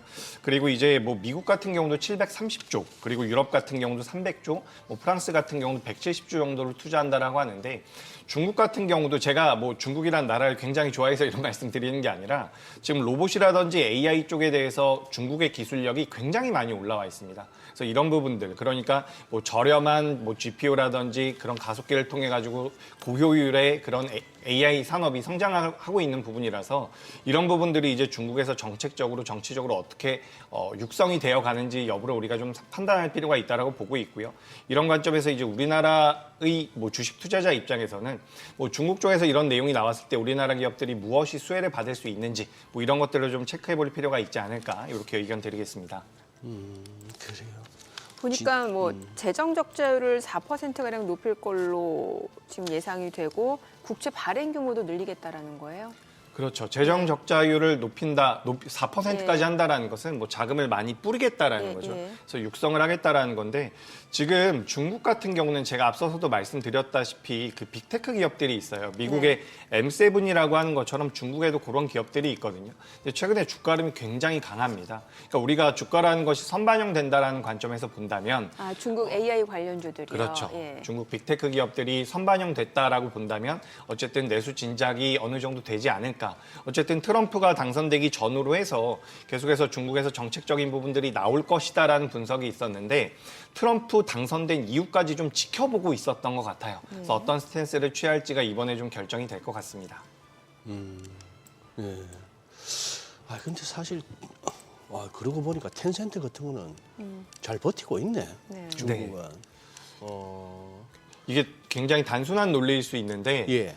그러니까 지금 유럽 증시도 좋기 때문에 이 말이 좀 그렇게 많이 와닿진 않으실 수도 있어요. 네. 하지만 과거에도 항상 이런 흐름이 나왔었습니다. 예. 그러니까 10년 정도 미국을 비롯한 선진 증시가 강세를 보였고요. 그리고 중국을 비롯한 신국 증시가 강세를 보였었거든요. 근데 이번에 제가 기억하기로는 2012년도, 2010년도부터 2020년도까지 미국을 비롯한 선진 증시가 굉장히 좋았었습니다. 그리고 나서 이제 중국이 아니라 이제 신국 쪽으로 자금이 어느 정도 넘어올 만한 상황에서 코로나가 발병했다라고 저는 생각을 하고 있거든요. 그래서 미국을 비롯한 선진 증시의 강세 기간 자체가 과거에 비해서 좀 길어졌던 부분이 있다라고 보고 있습니다. 근데 거기서 이제 신국 쪽으로 자금이 넘어오는 흐름이 중화권을 통해서 우리가 판단할 수 있다라고 한다면 우리 시장도 어느 정도 올라올 가능성을 배제할 수 없다라는 거죠.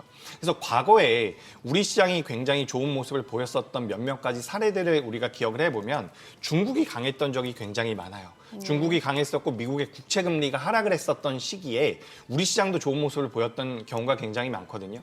지금 미국의 국채 금리가 하락하는 거에 대해서 경기 둔화에 대한 우려감도 있긴 하지만 어쨌든 금리 인하라는 그런 수치상으로의 흐름 나오고 있기 때문에 미국의 국채 금리 하락과 중국의 주가 흐름 강세라든지 경기 부양이 이어진다라고 한다면 우리 시장 같은 경우도 어느 정도의 하방 경직은 보이면서 우상향은 좀 더 이어갈 수 있지 않을까 이렇게 의견 드리겠습니다. 지금 호가에서는 보니까 아무래도 이제 지금 코스닥 쪽이 낙폭이 조금 더 커질 걸로 보여지는데 사실 이렇게 외국인하고 기관, 메이저 수급이 들어오지 않을 때는 오히려 또 코스닥 쪽이 더 좋을 경우도 많았잖아요. 네, 근데 중소형주 쪽으로. 네, 예. 이게 근데 아무래도 개인 투자자분들의 심리가 꽤나 반영이 되고 있지 않나라고 생각을 하고 있거든요. 심리 자체가 지금. 네, 그러니까 어쨌든 굉장히 불안하지 않습니까? 어제 미증시가 급락을 했고 개인 투자자분들께서 많이 눈여겨보시는 엔비디아도 많이 빠졌기 때문에 일단 장 초반에는 심리적으로 좀 불안정하기 때문에 호가창이 얇은 기업들 같은 경우는 많이 밀려서 시작을 할 가능성이 높아요. 네네. 그래서 그런 부분들을 우리가 고려해 보면 오늘도 이제 코스닥 같은 경우도 어려움이 좀 있을 것이다. 하지만 거래 대금이 너무 많이 실리지 않는 하락 같은 경우는 대형주 위주로는 다시 한번 받아줄 가능성도 있다라고 보고 있거든요. 그래서 오늘 연기금이 어떤 스탠스를 취하는지가 어떻게 보면 지수의 하방 위치 정도를 하단 밸류를 어느 정도 우리가 체크해 볼 수 있는 알겠습니다. 그런 기준이 될 수 있지 않을까 의견 드리겠습니다. 네, 오늘 국내 증시 개장합니다.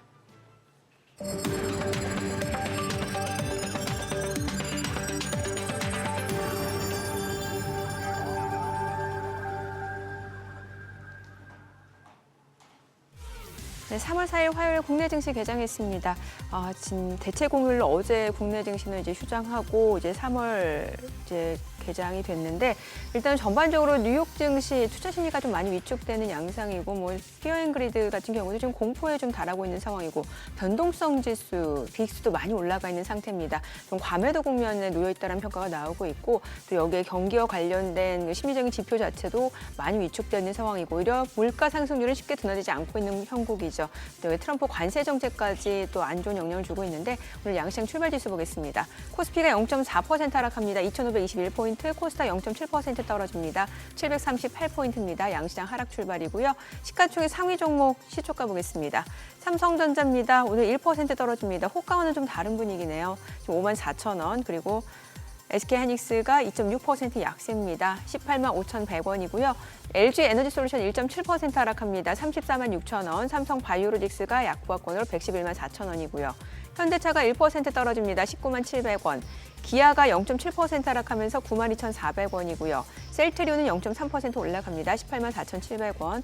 삼성전자 우선주도 1.4% 떨어지죠. 4만 4,050원. 네이버가 0.9% 하락하면서 20만 5,500원이고요. KB금융도 하락합니다. 7만 8천원권의 흐름 이어지고 있습니다. 지금 보시다시피 지금 시가총액 10위권 내에서는 뭐 삼성바이오로직스라든지 셀트리온, 바이오 섹터가 좀 견조하게 방어를 해주는 모습이고 코스닥 쪽도 그럼 살펴보도록 하겠습니다. 코스닥 시가총액 상위 종목 시초가 보겠습니다. 알테오젠 0.6% 올라갑니다. 하루 만에 반등 보여줍니다. 38만 9,500원. HLB도 1.4% 상승합니다. 9만 600원 선 흐름 이어지고 있고요. 에코프로비엠 2.5% 떨어집니다. 11만 6천원. 에코프로도 하락 중이죠. 6만 1,900원. 레인보우 로보틱스가 오늘 강보합권으로 34만 3,500원이고요.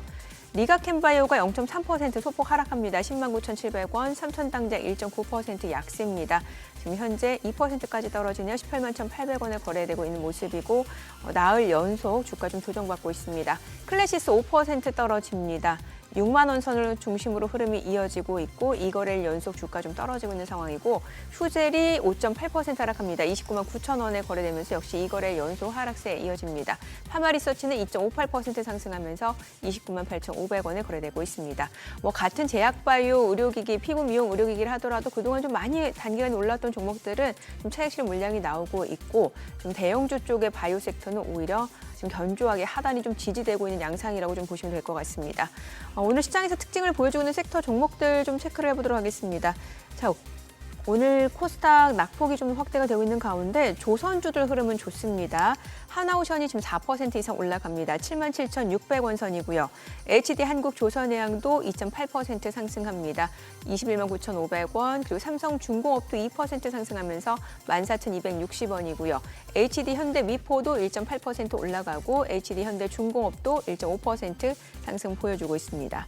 자, 조선주 외에는 히토류 관련주들도 움직임이 나오고 있는데 세노텍이 12% 급등합니다. 1,019원 흐름 이어지고 있고 티플렉스도 1.4% 올라가고요.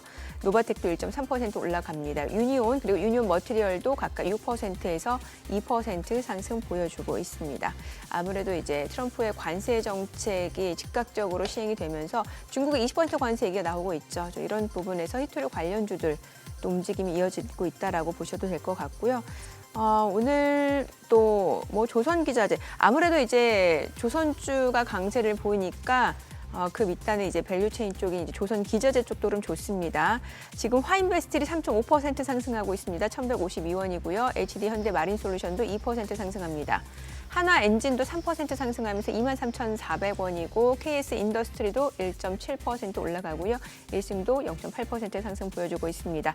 태광 4% 상승 보여주고 있고 성광벤저도 1.6% 오름세입니다. 동방성계도 2% 상승 보여주고 있습니다. 조선기자재 쪽도 흐름이 이어지고 있습니다.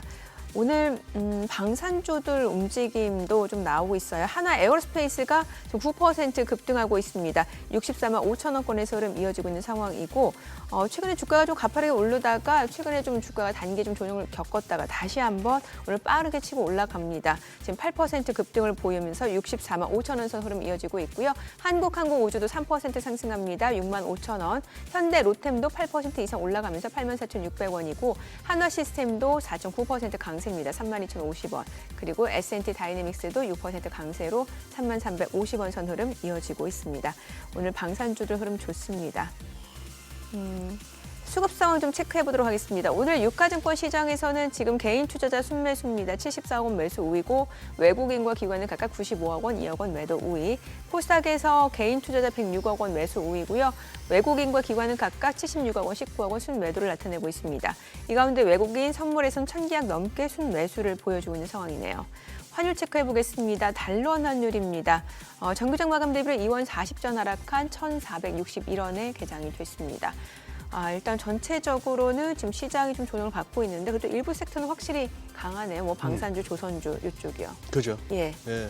2,520은 지수 자체가 어느 정도 지지력을 보여주고 있고 그렇다고 뭐 마음 놓을 수는 없는 지금 그림인데 지금 원전은 어때요? 원전 관련주요? 예. 제가 볼게요. 지금 뭐 두산 에너빌리티 같은 경우는 2% 약세 흐름 이어지고 있고 지금 오늘 전반적으로 원전주 쪽에서는 아직까지는 뭐 큰 시세를 내지는 못하고 있는 것 같고 사실 방산주라든지 이쪽은 조선주도 마찬가지고 뭔가 기술력을 인정받는 기업들이 많잖아요. 그러니까. 왜 우리 증시에서 한때 유행어 태조 이방원 약간 좀 족보는 이상하지만 네네.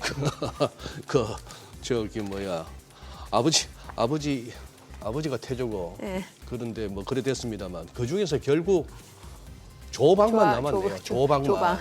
조선 방사는 그때 이후 그때 그 신조어가 나왔을 때 이후로 태가 뭐였죠? 예? 태가 뭐였죠? 태양광. 너무 기억에서 잊혀졌어요 순간. 참 아련하죠. 그런 적이 있었나 싶은. 우크라이나 군사 지원 전면 중다. 그런 상황. 지금 이 본부장님. 네. 이렇게 지금 오늘 시장 흐름에서 뭐 특징을 짚으신다면요.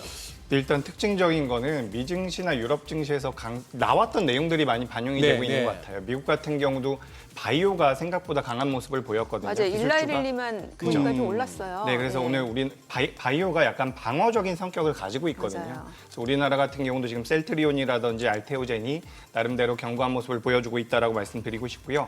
방산 같은 경우도 어쨌든 트럼프가 우크라이나를 쳐내면서 뭐 나토 쪽에서도 계속해서 군비 증강을 할 수 있다라는 내용들이 나오면서 우리나라 방산주들 어느 정도 움직이고 있는 것 같습니다. 그리고 조선주도 마찬가지고요.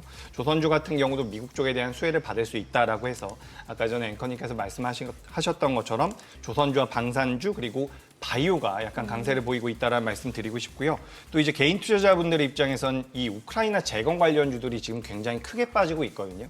그래서 아무래도 이게 이슈, 이벤트로 인해서 주가의 변동성이 나오는 섹터다 보니까 이런 부분들을 좀 참고하시면서 매매를 하셔야 되지 않을까. 지금 저는 시장이 좀 굉장히 답이 없는 시장이라고 생각을 하고 있거든요. 우리가 인과율이라고 이야기를 하죠. 어떤 일이 발생하면 거기에 대해서는 원인이 있다라고 하는데 그 인과율과 맞지 않는 시장이 계속해서 이어지고 있다라고 생각을 하고 있습니다. 그래서 개인 투자자분들께서 뭔가 원칙이 좀 필요하지 않을까라고 말씀드리고 싶고요. 그동안 우리가 1월달, 2월달 로봇주라든지 정말 강한 종목군들이 많이 있었잖아요. 근데 결과적으로 지금 조선과 방산이 살아있는 것은 결국엔 숫자가 따라오는 펀더멘탈을 가지고 있기 있기 때문이다라고 저는 생각을 하고 있거든요. 그래서 이제 기업들에 대한 분석을 하시더라도 어쨌든 수차가 찍히는 쪽으로 좀 보실 필요가 있지 않을까.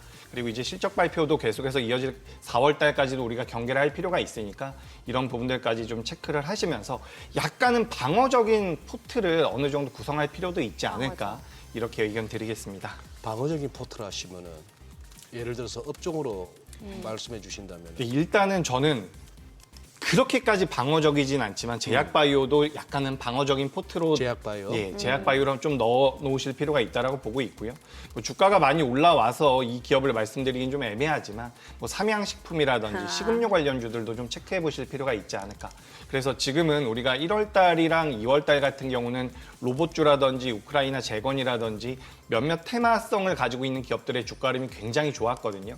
그 기업들이 계속해서 빠질 거다라는 것은 아니지만 어쨌든 방어적인 성격을 가진 종목군들을 조금 담아두는 것도 괜찮지 않을까. 저는 이렇게 의견 드리겠습니다. 또 방어 섹터 하면 통신 섹터도 예. 빼놓을 수 없잖아요. 오늘 좀 올라가긴 하는데 그렇게 뭐 통신.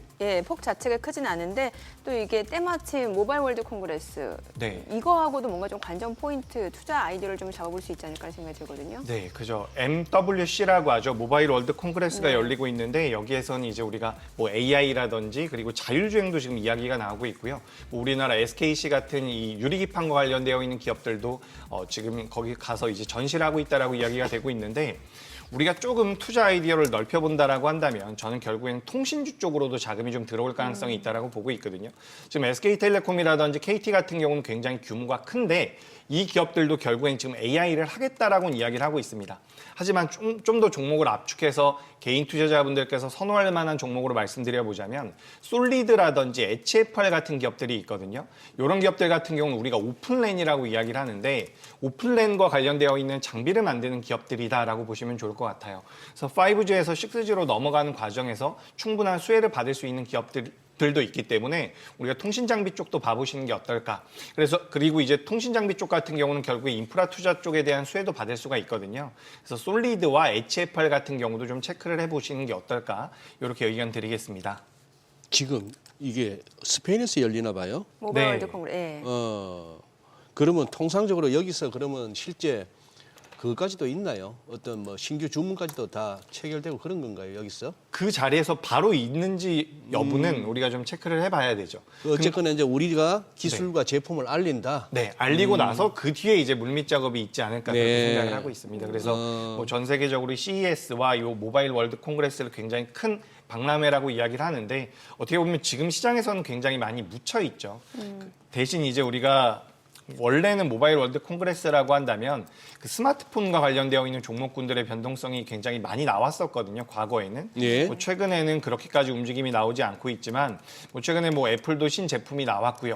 중국 쪽에서도 뭐 샤오미라든지 계속해서 요 IT 세트 수요가 자극될 만한 내용들이 있기 때문에 온디바이스 AI와 관련되어 있는 기업들 같은 경우도 저는 체크가 필요하다라고 보고 있습니다. 그래서 오늘은 미국의 급락이라는 엄청난 이슈, 트럼프의 관세 이슈로 인해서 모바일 월드 콩그레스와 관련되어 있는 기업들의 주가 흐름이 나오지 않고 있지만 그래도 우리가 좀 긴 호흡으로 본다라고 한다면 IT 장비주들, 우리가 얼마 전에 그 CXL, 소캠과 관련되어 있는 기업들이 변동성이 나오면서 TLB라든지 심텍 같은 기업들도 변동성이 나왔거든요. 이게 전부 다 기판과 관련되어 있는 기업인데 기판에 대한 수요가 늘어날 수 있을지 여부를 저는 이 모바일 월드 콩그레스에서 어느 정도 가늠할 수 있다라고 생각을 하고 있습니다. 그래서 이렇게 좀 투자 아이디어를 확장할 필요도 있다라는 말씀 드리겠습니다. 아니 그래도 오늘 외국인들이 좀 뭐 유가증권 시장에서도 매수 보여주고 있고 선물에서도 순매수 보여주고 있는데 사고 있는 종목 보니까 다 오늘 올라가는 종목들이에요. 예, 뭐 한화 에어로스페이스, 셀트리온, 예. 알테오젠, 카카오, 현대로템, SK텔레콤, 삼양식품, 성광밴드, 뭐 다 조선 기자재 아니면 방산, 그죠. 예, 또 제약바이오 이쪽이네요, 확실히. 일단 뭐 중국장은 어떨지 몰라도 일본이 지금 니케이가 한 1.4% 빠지는데 뭐 코스닥도 비슷합니다만 우리 코스피만 보면은 지금 이거 플러스 돌릴 기세예요. 지수를. 오늘, 예. 그죠? 아무래도 지금 외국인도 매수를 해주고 있는 상황이고 지금 또 글쎄요, 뭐 전반적으로 뭐 빠르게 낙폭 줄여내면서 지금 약보합권이니까. 예. 이상하게 2025년은 한국장이 세네. 그죠? 우리나라가 좀 셀 때도 되지 않았나요? 셀 때도 되지 예. 않았느냐. 예. 그동안 너무 소외됐었다는 거죠. 네. 예. 아까 이렇게 중국 양회 얘기도 잠시 나왔습니다만 자꾸 이제 요즘 들어서 뭐 한한령 해제 어떻게 보면은 좀 그런 면도 있잖아요.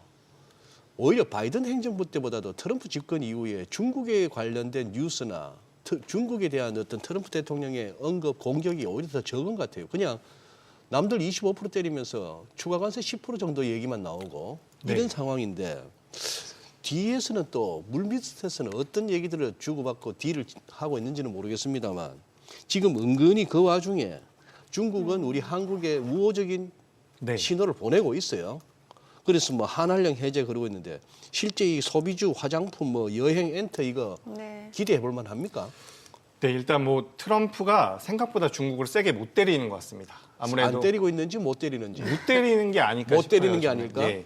아무래도 중국에서 국채도 좀 사줘야 될 것 같고요. 아하. 근데 이제 중국 입장에서는 어쨌든 미국과 계속해서 대립을 하면 경제적으로나 외교적으로 고립이 될 가능성이 높기 때문에 우리나라와 좀 우호적으로 지내보려고 하지 않을까 저는 그렇게 생각을 하고 있습니다. 그래서 뭐 시장에서 엔터주라든지 몇몇 업종군들의 주가 변동성이 꽤나 나왔는데 우리가 여기서 좀 생각을 해볼 부분은 뭐 화장품주라든지 그리고 예전에 뭐 면세점 관련주나 카지노 관련주들 같은 경우는 과거만큼 시세가 안 나올 가능성도 있다라고 보고 있어요. 그러니까 게임주도 마찬가지고요. 과거에는 이제 우리나라 기업들의 경쟁력이 분명히 있던 상황에서 화장품이나 게임주들이 중국에 들어갔을 때 굉장히 폭발력이 있었는데 지금 중국의 로컬 제품이라든지 게임사들 같은 경우도 기술력이 굉장히 많이 올라온 것으로 알고 있습니다. 그렇기 때문에 지금 우리가 접근을 해본다라고 한다면 일단은 엔터주 정도로 보시는 게 좋을 것 같은데 실제로 한한령이 시행이 된 이후에 그러니까 중국 쪽에서는 그 용어 자체를 이야기를 안 하더라고요. 근데 실제로 2016년도, 2017년도에 사드 배치된 이후에 우리나라 기업들 중에서 가장 큰 피해를 받은 것은 매출단에서 가장 큰 피해를 받은 것은 컨텐츠 쪽입니다. 그렇기 때문에 뭐 최근에 스튜디오 드래곤이라든지 이런 기업들이 좀씩 올라오고 있는데 중국의 문화 컨텐츠 시장이 2,500조 규모라고 해요. 그래서 우리가 여기서 어떻게 보면 계속해서 그 개방이 된다라고 했을 때 컨텐츠 미디어 쪽을 좀 보시는 게 어떨까? 저는 이렇게 의견 드리면서 엔터주들은 좀 올라왔으니까 컨텐츠 미디어 쪽을 좀 보시는 게 어떨까 이렇게 정리드리겠습니다. 네. 시장이 그래도 확실히 지금 코스피가 조금 상승으로 전환이 됐네요. 예. 아니, 보합권이네요, 보합권. 보합권 예. 왔다 갔다 하고 있죠. 예. 그 이제 그 우리 이 본부장님께 한한령 해제 관련해서 그러면 엔터나 이런 여행 뭐 소비 관련 여쭙는 이유가 참 그렇거든요. 저희 채널 포함해서 아마 우리 투자자분들, 시청자분들 공감하실 것 같은데 방송에서 떠들면은 꼭지더라 하는 거죠. 예? 그쵸. 그래서 방송에서 떠들면 꼭지더라 하기 때문에 저희 뭐 머니쇼도 마찬가지입니다만 보시면서 저기서 뭐가 언급됐다 해서 그걸 사볼까 하시는 생각보다는 저쪽이 또 그동안에 뭐가 시세가 났나 보다. 뭐 좀 이렇게 역발상이 필요하죠. 역발상이 네. 필요한 차원에서라도 어떻게 보면 저희 이런 어떤 주식 채널, 경제 채널을 좀 활용하셨으면 싶기도 하고요. 작년에 국장 탈출 진흥순이라 했는데 네. 머리 나쁜 사람만 다 미국 갔어요, 작년 말에. 지금 다 고생하고 계시잖아. 여기도 국장 탈출은 진흥순, 저기도 국장 탈출은 진흥순. 저도 그거 몇 번이나 여기서 얘기했던 기억이 나는데 네. 아유, 가서 지금 또 몇 달을 고생할지 몇 년을 고생할지. 팔란티어도 지금 희한합니다, 이거. 125불 갔다가 지금 뭐 다시 또 80불, 85불인데 얘가 이제 이렇게 하면 대차익 꺾이고 나면 지가 올라가면 100불이에요, 이제. 100불 가면 또 본전 생각날 사람들이 많고 어쨌거나 이렇게 한번 뚝 부러지고 나면은 좀 이제 고단한 장이 온 것 같아요. 쭉쭉쭉 네. 우상향할 때는 편한데.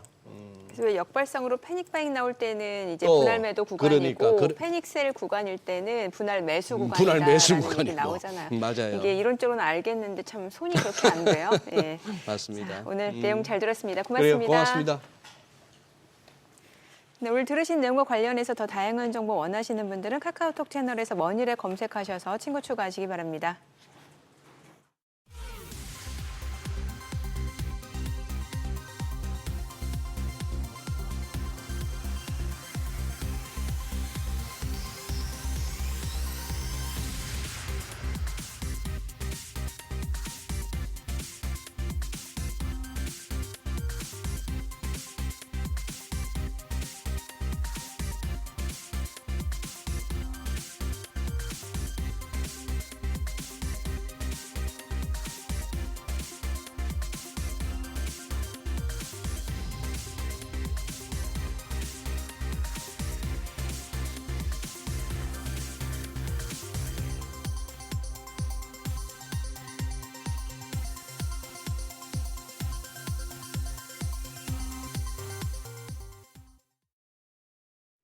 이 시각 시황입니다. 시장 흐름이 엇갈리고 있습니다. 간밤 뉴욕 증시에서 급락이 나온 터라 우리 시장 우려스러운 부분이 많았는데 코스피는 양전에 성공한 모습입니다. 0.24% 반등하면서 2,538포인트 가리키고 있습니다. 반면에 코스닥 추가적인 낙폭 보여줍니다. 1%대 하락세로 736선에서 움직임 보여주고 있습니다. 수급 상황 보시죠. 유가증권 시장 매매 동향입니다.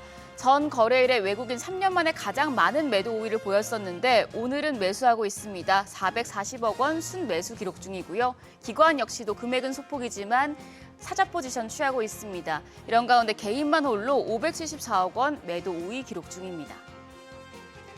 코스닥 시장입니다. 코스닥 시장에서는 기관이 사고 있습니다. 27억 원의 순매수 기록 중이고 반면에 여기서도 개인은 팔자 포지션 취하고 있습니다. 64억 원 매도 우위 기록 중입니다. 등락률 상하위 업종입니다. 오늘은 우주항공과 국방, 조선, 도로와 철도 운송 쪽이 상승률 상위권에 위치해 있습니다. 반면에 에너지 장비와 서비스, 방송과 엔터, 전자장비와 기기 쪽은 하락폭이 큰 것으로 집계됩니다. 그럼 시장을 주도하는 테마 종목별 시세 체크하시죠. 조선주가 상승 중입니다. 안덕근 산업통상자원부 장관이 조선 분야에서 미국의 주문을 우선적으로 소화하겠다는 제안에 미국 정부가 긍정적인 반응을 보였다는 소식이 보도가 되면서 기대감이 작용하고 있는 것으로 풀이됩니다. 조선주 내에서는 한화오션 8% 넘는 상승세 보여주고 있습니다. 거래가 84,400원. HJ중공업이 4.75% 강세고 HD 한국조선해양도 5.3% 오름세 기록 중입니다. 더불어서 삼성중공업이 3.87%, HD 현대중공업도 2.2% 상승세 시현 중입니다. 사료 관련주도 상승하고 있습니다만 장 초반 대비해서는 일부 종목들 하락 전환된 상태입니다. 미국과 우크라이나 간 갈등이 커지고 있죠. 도널드 트럼프 미국 대통령이 러시아와의 전쟁을 끝내려면 멀었다고 한 볼로디미르 젤렌스키 우크라이나 대통령의 발언을 맹비난했는데요. 이로 인해 러우 종전 기대감이 조금 옅어졌고 전쟁 관련주인 사료주가 부각되고 있습니다. 사료주 내에서는 미래생명자원이 3%대 상승세로 거래가 3,950원입니다. 대주산업이 1%가량 올라가면서 1,658원, KC피드도 1% 가까운 상승세 보여주고 있습니다. 2,675원입니다. 우진비엔지가 0.34% 오름세, 반면에 CTC바이오는 1.7% 하락 전환됐습니다. 현재 6,860원대에 거래되고 있습니다. 방산 섹터도 러우 전쟁이 이어질 조짐을 보이자 다시 뛰고 있습니다. 지금 장 초반 대비해서 상승폭을 점점 키워나가는 모습인데요. RF 시스템즈가 21% 가까이 급등합니다. 거래가는 6,110원, 현대로템 9.08% 상승하고 있습니다. 85,200원에 거래됩니다. 한화 에어로스페이스도 10.7% 상승 중입니다. 거래가는 65만 9천 원. 더불어서 하나오션이 7.67%, S&T 다이내믹스도 6.84% 오름세로 현재 거래가 3450원 나타내고 있습니다. 마지막으로 미중 갈등 심화 조짐이 보이자 수혜진 히토류 관련주도 오름세입니다. 도널드 트럼프 미국 대통령이 중국산 수입품에 대한 관세를 10% 추가, 종전 대비 2배 인상하는 행정명령에 서명했다고 밝혔는데요. 이로 인해 미중 갈등 좀 커질 것으로 우려가 되면서 히토류 관련주가 반사 이익을 받는 모습입니다. 관련주 내에서는 세노텍이 17% 가까이 급등합니다. 거래가는 1,070원입니다. 유니온이 3%대 강세로 6,100원, 대원화성도 2%가량 오르고 있습니다. 티플렉스는 지금 0.32% 하락 전환된 상태이고요. 유니온 머티리얼 0.67% 오름세로 2,270원대에 거래되고 있습니다. 오늘 코스닥은 추가적인 낙폭을 보여주고 있지만 코스피가 반등하는 모습을 보여주고 있는데요. 오늘 장에서 눈여겨볼 업종 어떤 게 있을지 그리고 시장 대응 전략까지 알아보겠습니다. 오늘은 트러스트 투자자문 김현호 자문역 나오셨습니다. 어서 오세요. 안녕하세요. 지금 트럼프 미국 대통령이 3개국에 대한 관세를 예정대로 이제 우리 시간 내일부터 부과하겠다고 밝혔습니다. 이로 인해서 미국발 관세 전쟁이 현실화된다는 우려에 시장 불확실성도 좀 커지는 모습이긴 하거든요. 주요 내용부터 좀 짚어주시죠. 네, 트럼프 대통령이 이제 불법 이민과 이제 마약 문제와 관련된 이런 국경 안보 강화 목적으로 캐나다, 멕시코산 수입품에 대해 25% 관세를 부과할 것이라는 소식과 함께 또 이제 중국산 수입품에 대해서도 기존 관세의 10% 추가 관세를 부과할 것이라는 이런 소식이 전해지면서 글로벌 주식시장 전반적으로 변동성이 확대되는 흐름인데요. 반면에 이제 미국 내 생산 능력을 확보한 기업들은 이런 관세에 대한 반사 이익을 얻을 수 있다는 이런 기대감의 상승 흐름을 보이고 있기 때문에 미국 내 생산 능력을 확보한 기업들은 이런 가격 경쟁력이 확보되고 또 관세 피해가 상대적으로 적다는 점에서 이익이 개선될 것이라는 이런 반사이익 기대감이 주가에 반영될 수 있는 시점이다라고 볼 수 있겠고요. 이번에 트럼프 행정부가 철강과 알루미늄을 비롯해서 이제 목재 관련해서도 이런 관세를 검토하고 또 시행을 앞둔 상황인 만큼 이제 미국에서 생산 능력을 보유하고 있는 기업들을 관심을 갖고 살펴보시면 되겠습니다. 네, 그럼 미국의 관세 관련해서 반사이익을 기대할 수 있는 종목 어떤 게 있을까요? 네, 먼저 현대제철을 좀 말씀드릴 수 있겠는데요. 현대제철은 이제 10조 원 규모의 미국 내 제철소 건설 투자를 이제 검토한다는 소식에 이런 철강 관세 부과 우려에도 예외적으로 이런 면세 혜택 기대감 속에 반등 흐름을 보이기도 했었거든요. 이번에 우리나라 정부에서도 중국산 저가 후판에 대해 이제 관세를 부과하게 되면서 현대제철이 이익이 개선될 수 있다는 기대감이 유입됐었던 만큼 앞으로 이런 실적 개선 흐름을 관심 갖고 살펴볼 필요가 있겠고요. 다음으로 말씀드리고 싶은 기업은 알맥입니다. 알맥은 알루미늄 소재를 활용해서 이런 자동차 부품을 생산해서 국내외 자동차 제조사에 공급하는 기업으로 보시면 되겠는데요.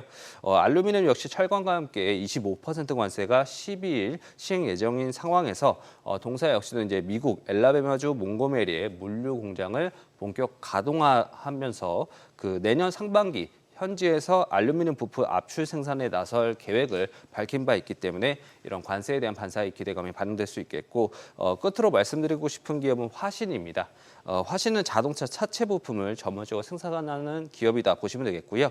국내뿐만 아니라 엘라베마주 그린빌 공장에서 자동차 부품을 생산을 하고 있습니다. 올해 하반기 가동을 목표로 해서 이제 조지아주 더블린 공장에 약 2,400억 원을 투자해서 자동차 부품 제조 시설을 건설할 예정이 있기 때문에 미국으로 이제 수입되는 자동차 부품에 대한 이런 관세 피해가 상대적으로 적다는 점에서 이런 반사이익 기대감이 주가 낙폭 과대에 따른 이런 반등 모멘텀이 되어줄 수 있다 보시면 되겠습니다. 네, 시장 개장 전에 우려가 컸었는데 일단 코스피는 양봉을 보여주고 있습니다. 투자자분들 위해서 대응 전략도 함께 세워주시죠. 네, 이제 관세 노이즈에 지금 최근 내성을 보였던 국내 증시가 지난주부터 갑작스레 이런 트럼프 대통령 관세 강행 소식 때문에 이런 변동성을 보이고 있는데요.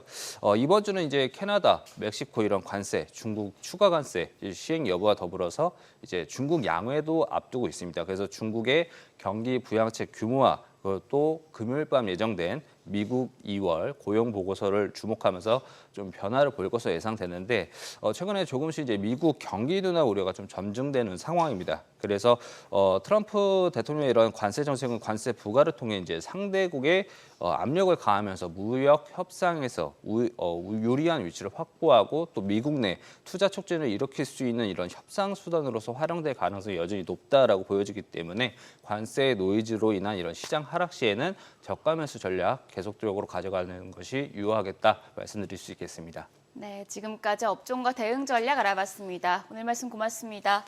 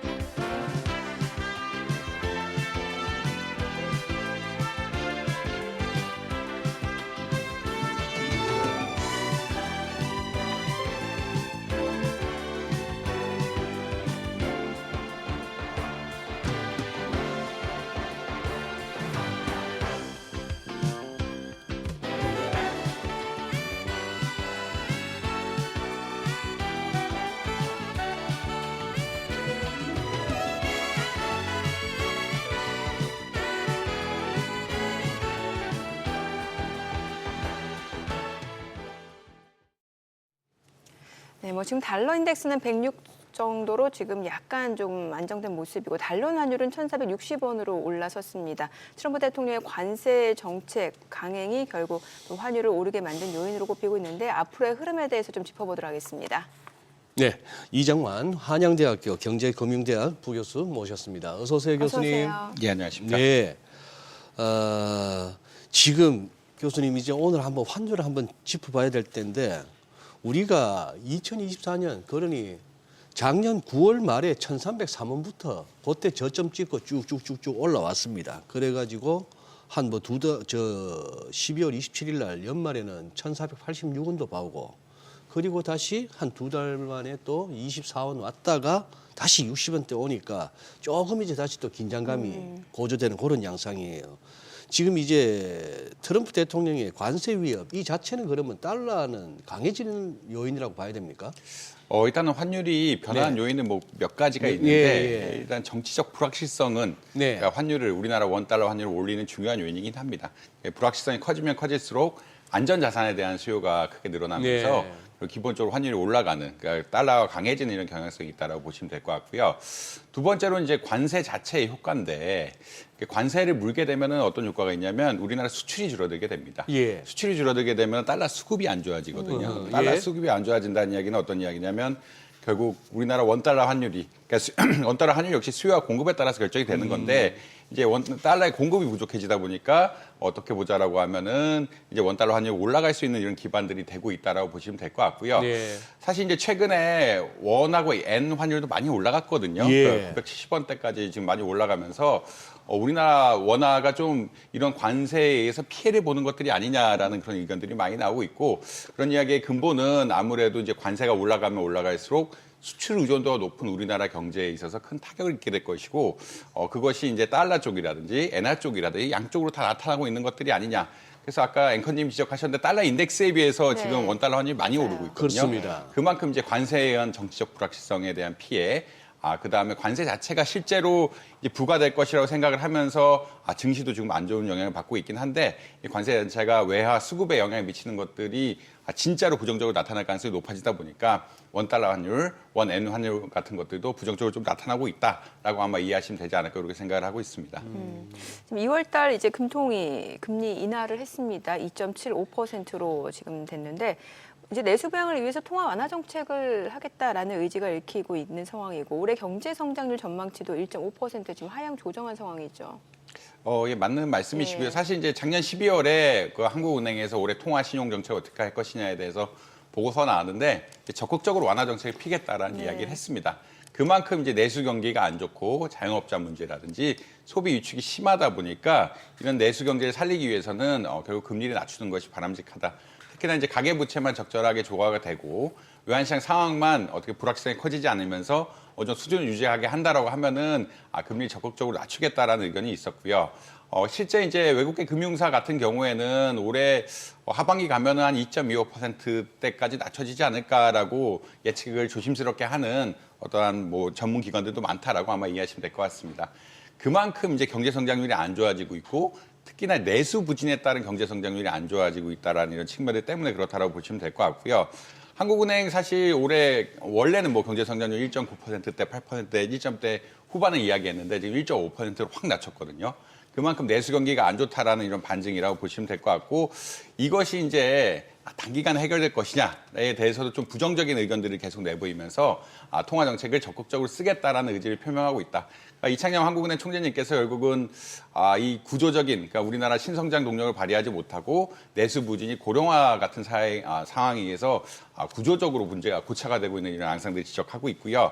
이런 것들 때문에 결국 금리를 좀 낮추면서 투자를 유도하고 산업구조 변화를 유도하고 뭐 부동산 PF도 정리하는 이런 전방적인 양상을 보이고 있다라고 보시면 될 것 같습니다. 그래서 그만큼 한국 경제가 어렵고 이런 어렵기 때문에 금리를 낮춰야 된다는 논조는 작년부터 나오고 있었고 이게 산업의 문제, 내수의 문제가 겹치면서 이런 것을 단기적으로 회복하기가 좀 어려운 상황들이 되고 있다라고 아마 이해하시면 될 것 같습니다. 교수님 지금 이제 미국이 연방기금리 뭐 5.5에서 한 100bp 내려서 4.5까지 와 있고 우리는 이번에 그러면은 2월 금통위에서 내리는 바람에 2.75 거의 이거 뭐 우리가 175bp나 2%포인트 가까이 이렇게 낮은 형편인데 그 무렵에 결국 이제 주식도 빠지고 외국인도 팔고 하다 보니까 환율이 뛰긴 했습니다만 금통위 금리 인하도 어떻게 보면 최근에 이 환율 상승에 좀 작용을 했다고 봐야 되는 거 아닐까요?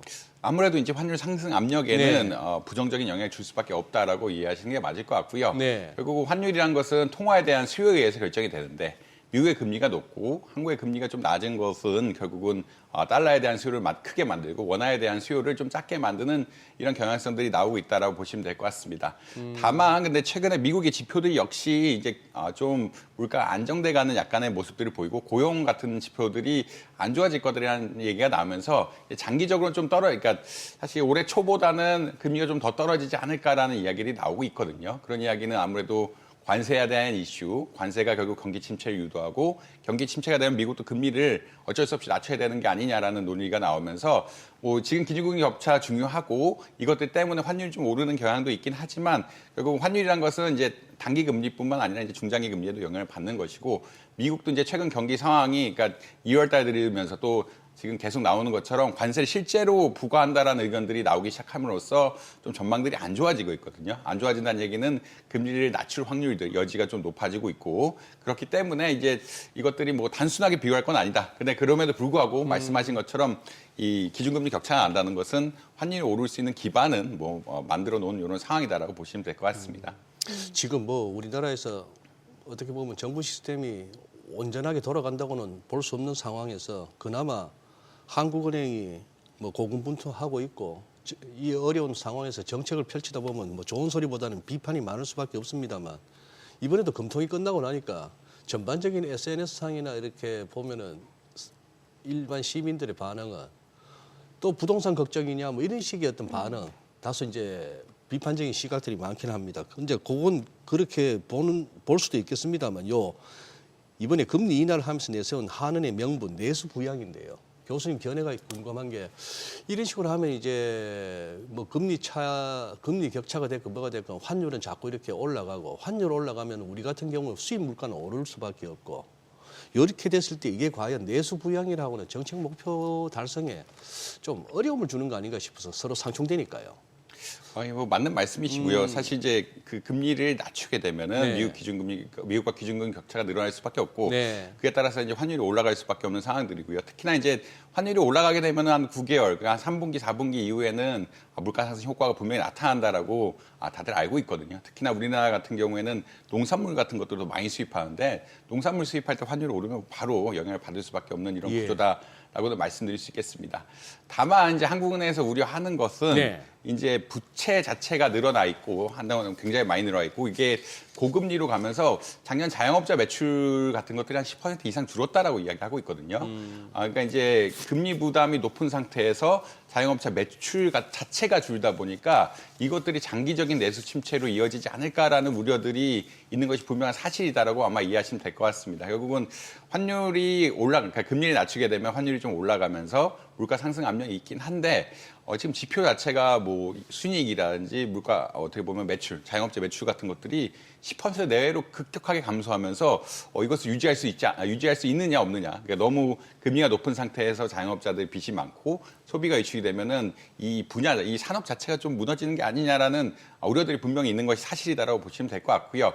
이것을 결국 경중을 맞춰서 통화 정책을 할 수밖에 없는 이런 상황이긴 한데 한국은행 입장에서는 사실은 지금 내수 부진이 이런 외환시장 문제보다 조금 더 심각하다고 보시면 될 것 같고 이것이 부채가 늘어난 것의 효과 그리고 금리가 높았던 것의 효과가 이제 작년부터는 너무 눈에 띄다 보니까 이런 것을 좀 고려해서 통화 정책을 운용해야 되는 것이 아니냐라는 의견들이 나올 수밖에 없다라고 좀 이해하시면 되지 않을까 개인적으로 그렇게 생각을 하고 있습니다. 환율이 조금만 이렇게 불안하게 움직이면은 유튜브 같은 데서는 굉장히 어스스한 썸네일들이 막 보입니다. 이러다 2,000원 더 가네 이러고 하는데 우리가 IMF 때 2,000원이야 그렇다 치고 우리가 기억에 남는 고점은 금융위기 때 한 1,600원 근방이었습니다. 교수님 지금 우리나라 펀더멘탈이 진짜 1,500원, 1,600원 넘어서 2,000원 어떻게 그게 가능하다고 보십니까? 이게 펀더멘탈한 이슈는 경제 성장률에 관한 이슈라고 보시면 될 것 같은데 경제 성장률이 높은 나라가 금리를 높게 매길 수 있고 금리 높게 매긴다는 얘기는 결국은 금리 격차가 나면서 환율이 그러니까 예를 들어서 미국의 경제 성장률이 한국의 경제 성장률보다 높다라고 이야기하면은 금리 수준 같은 것들이 차이가 나면서 네. 환율이 올라갈 수 있는 이런 구조다라고 이해하시면 될 것 같고요. 장기적으로 학자들이 봤을 때는 이게 좀 열려 있다. 환율이 올라가는 것은 열려 있다고 생각합니다. 왜냐하면 그 인구 문제가 너무 심각하기 때문에 네. 그렇다라고 보시면 될 것 같고 최근에 사실 한국은행 보고서들 보면은 뭐 2040년에 마이너스 성장을 갈 것이다. 그리고 2차 베이비 부머라고 이야기하죠. 1964년생부터 1974년생의 은퇴가 매년 경제 성장률을 한 0.3%포인트 정도는 깎아먹을 것이 아니냐라는 부정적인 견해들이 굉장히 많이 나오고 있습니다. 그렇다는 이야기는 어떤 거냐면 구조적으로 좀 저성장 국면으로 갈 가능성이 높고 이게 아무래도 인구가 줄어들게 되면 소비가 위축이 되고 소비가 위축이 되면 투자가 위축이 되면서 또 고용이 위축되는 이런 채널들이 분명히 있기 때문에 이런 것이 구조적으로 좀 경제 성장이 낮아질 것이다. 미국은 사실은 굉장히 큰 국가긴 하지만 AI 전환에 의해서 수혜를 좀 보고 있고 이런 것에 따라서 경제 성장률이 2%가 잠재적인 성장률이 2%가 넘어가는 게 아니냐는 의견들이 많이 나오고 있거든요. 한국은 1%대 마이너스대로 내려가고 미국은 2%대로 올라간다라는 이야기는 사실은 이제 환율이 지속적으로 올라갈 가능성은 열려 있다라고는 이해하는 게 맞는데 다만 이게 지나치게 빠르게 오른다든지 이런 것들은 좀 한국 경제 상황이 부정적이기도 하니까 전반적으로 관리를 하고 있는 양상들이다. 그러니까 경제 펀더멘털 자체가 차이가 나고 있고 이게 산업 경쟁력의 문제뿐만 아니라 한국은 인구 문제가 심각하게 걸쳐 있기 때문에 이게 극복하기가 좀 쉽지 않은 상황들이고요. 미국은 AI 전환이라든 인구 문제 이게 모든 면에서 좀 좋다 보니까 이게 환율 좀 상향에 대해서는 많이 오픈해 놨다라는 것들이 뭐 전문가들 의견이다라고 말씀드릴 수 있을 것 같습니다. 이번에 미 연준 스탠스 좀 여쭤볼게요. 사실 최근에 나온 미국의 경기 지표만 놓고 봤을 때는 약간 둔화되는 양상이다 보니까 미 연준이 올해 금리 인하를 조금 더 시기를 앞당길 것이다라는 전망이 나오고 있는 가운데 오히려 제롬 파월 연준 의장은 좀 금리 인하 신중해야 된다는 입장을 계속해서 고수해왔단 말이죠. 이게 실제로 물가 상승률 둔화가 나타나지 않고 있기 때문에. 근데 최근에 나온 PC 같은 경우는 약간 좀 둔화되는 양상인데 이러면 연준의 스탠스 자체가 약간 조금 바뀔 수도 있는 건가요? 이제 뭐 PC 소비 지출 물가 지수가 이제 세 달 연속 오르다가 이제 조금 줄어 0.1%포인트 떨어지면서 이제 좀 안정이 되는 것이 아니냐라는 의견들이 나오고 있긴 하고요. 근데 이제 뭐 언제 물가를 금리를 인하할 것이냐의 결정이긴 한데 아직까지 3월에는 인하하지 않을 가능성이 좀 높은 것 같다라는 의견들이 지배적인 것 같긴 합니다. 그러니까 이제 PC 물가 가격 지수 같은 것들이 조금 더 떨어지는 것이, 그러니까 조금 더 떨어져야 물가 상승 압력이 줄어들었다고 감안을 하고, 이게 물가 상승 압력이 줄어들어야 이제 통화 정책, 흔히 말하는 금리 내리는데 좀 부담이 없다라고 생각을 하고 있고요. 그래서 뭐 예측은 이제 6월 달쯤은 돼야 되지 않느냐. 그러니까 피벗을 빨리 한다는 얘기는 이제 3월 FOMC 회의에서 금리를 낮춘다는 이야기인데 그런 기대감은 조금은 아직까지는 좀 희석돼 있는 상황이긴 하다. 그러니까 뭐 사실 실업률 같은 지표 역시 아직 4%대를 유지하고 있고 소비 지출로 측정한 미국의 물가 지수 역시 2.5%면 높긴 하거든요. 높긴 하고 있기 때문에 아직까지 조금 연준의 입장은 좀 부정적인 것 같긴 하다라고는 있는 것 같긴 한데 다만 뭐 다른 경제 지표들이 지금 안 좋아지고 고용 지표라든지 이런 것들이 안 좋아지고 있다는 이야기는 계속 나오면서 이제는 사실 작년만 해도 올해 금리를 2번 내릴 거다라는 의견들이 많았는데 이제 3번에 대한 이야기도 좀 나오긴 하다라고 아마 이해하시면 되지 않을까. 그러니까 이제 물가 조금 안정이 되고 경기가 나빠진다는 시그널이 확실히 오게 되면은 금리 인하에 대한 기대감, 금리 인하 속도에 대한 기대감 분명히 있다라고 말씀드릴 수 있을 것 같습니다. 그럼 연준에 이어서 한번 교수님 일본은행 BOJ 스탠스도 한번 좀 짚어주신다면요. BOJ는 사실은 최근에 이제 금리 인상에 대한 이야기를 계속 하고 있고요. 이것이 아무래도 엔화 가치가 너무 떨어졌다라는 의견들이 지배적입니다. 엔화 가치가 너무 떨어지면서 이거 일본의 경제력 같은 것들이 좀 손해를 보는 것이 아니냐라는 의견들이 나오고 있고 최근에 그러니까 일본의 임금 상승률 같은 것들이 거의 이제 한 30년 만에 굉장히 양으로 나오기 시작한 그러니까 수치적으로 유의한 그러니까 양의 관계가 나오기 시작하면서 좀 올려야 되는 것들이 아니냐. 그리고 이제 그러니까 BOJ 같은 경우에는 조금 특히 이제 일본 재무성의 영향을 좀 많이 받는다라고 이야기를 하고 있고 재무성 자체가 이제 아무래도 좀 일본 경제가 너무 좀 침체됐다기보다는 경제의 힘이 약해진 것이 아니냐. 그것을 뭐 어떤 엔화의 강세를 좀 보강해야 되는 이야기들이 좀 보강해야 되는 것들이 아니냐 의견들이 나오고 있기 때문에 인플레이션 어느 정도 지속된다고 하면은 뭐 금리 인상의 가능성은 오픈돼 있다. 그리고 BOJ 같은 경우에는 약간은 좀 독립적이지 않다라는 평가들이 많다. 그만 이제 재무성의 영향을 많이 받을 수밖에 없다라는 의견을 좀 드릴 수 있을 것 같습니다. 이 부분은 어떻게 보십니까? 뭐 저 같은 시황쟁이들이 흔히 하는 말이 주식 좀 빠지고 외환시장 살펴보니까 달러엔 환율이 내려오는 엔화 강세가 나타나면은 거기다가 다짜고짜 이제 뭐 확인도 안 하고 다들 엔캐리 청산 위협 우려 뭐 이런 게 있거든요. 학계에서 보시기에 그 소위 말하는 엔캐리 트레이드 그 실체가 어느 정도라고 보십니까? 사실 이제 8월 달에는 조금 그러니까 작년 8월에는 이제 아찔했죠. 실제로 이제 일본이 금리를 인상할 것이 아니냐라는 이야기를 나오고 있고 엔캐리 트레이드의 핵심은 사실 일본에서 얼마나 금리를 싸게 빌릴 수 있으냐거든요. 예. 그렇기 때문에 포지션 청산 같은 것들이 좀 우려가 됐는데 다만 지금은 뭐 수치적으로 봤을 때는 이런 많은 포지션 이런 파생상 포지션이라는 이런 것들이 좀 정리됐다라는 의견들이 많은 것 같거든요. 그러니까 예전보다는 엔캐리 트레이드의 규모를 좀 줄이고 있다. 그러니까 일본이 금리를 조금 오를 거다라는 기대감이 형성이 되고 있고 엔캐리 트레이드 자체가 일본의 저금리, 그러니까 일본이 금리가 낮지 않으면 좀 형성되기 어려운 이런 구조라고 생각을 하고 있기 때문에 예전만큼 리스크가 큰 것 같지는 않다라고 한 번 뒤집었고 그때 이제 포지션 청산 같은 것도 좀 이루어졌기 때문에 그 정도는 아닌 것 같다. 그리고 일본이 금리를 올리게 되면 NK 트레이드 말 자체가 좀 성립을 안 하는 이런 상황이기 때문에 뭐 조금 예전보다는 뭐 리스크가 좀 줄어든 게 아니냐라는 의견들이 많은 것 같다라고 보시면 될 것 같습니다. 최근에 미국 쪽에서 나오는 것도 스태그플레이션 얘기 있잖아요. 여기에 대해서는 가능성 어떻게 보세요? 사실 최근 뭐 지표들이 안 좋아지면서 안 좋아지면서. GDP 나우 이렇게 빅데이터를 바탕으로 해서 매 시점에 미국 GDP를 예측하는 지표 같은 경우에는 그 애틀란타 연준이 운영하고 있는 지금 마이너스 GDP를 예측하니까 어제 엄청나게 떨어뜨렸더라고요. 엄청 네. 그러니까 관세가 실현되고 있고 관세 실현됨에 따라서 GDP 그 데이터들이 확 들어가면서 결국은 이게 좀 물론 노이즈가 있긴 한데 그럼에도 불구하고 이제 마이너스 성장을 예측하고 있기도 한 이런 상황이기 때문에 스태그플레이션의 뭐 가능성이 없지는 않다. 근데 이제 채널이 좀 다른 거거든요. 일반적으로 스태그플레이션 이야기를 하면은 물가가 오르게 되고 임금이 오르게 되고 임금이 오르게 되면 고용이 줄게 되면서 어떻게 보면 경제 성장률이 떨어지는 이런 채널이라고 보시면 될 것 같은데 지금은 그 이슈 더하기 관세 이슈가 붙으면서 관세가 현실화됨에 따라서 미국 기업들이 타격을 입을 것 같고 이것이 물가 상승하고는 조금 그러니까 물가 상승 단독의 채널만은 아니기 때문에 기존의 이제 간단한 스태그플레이션식의 해석은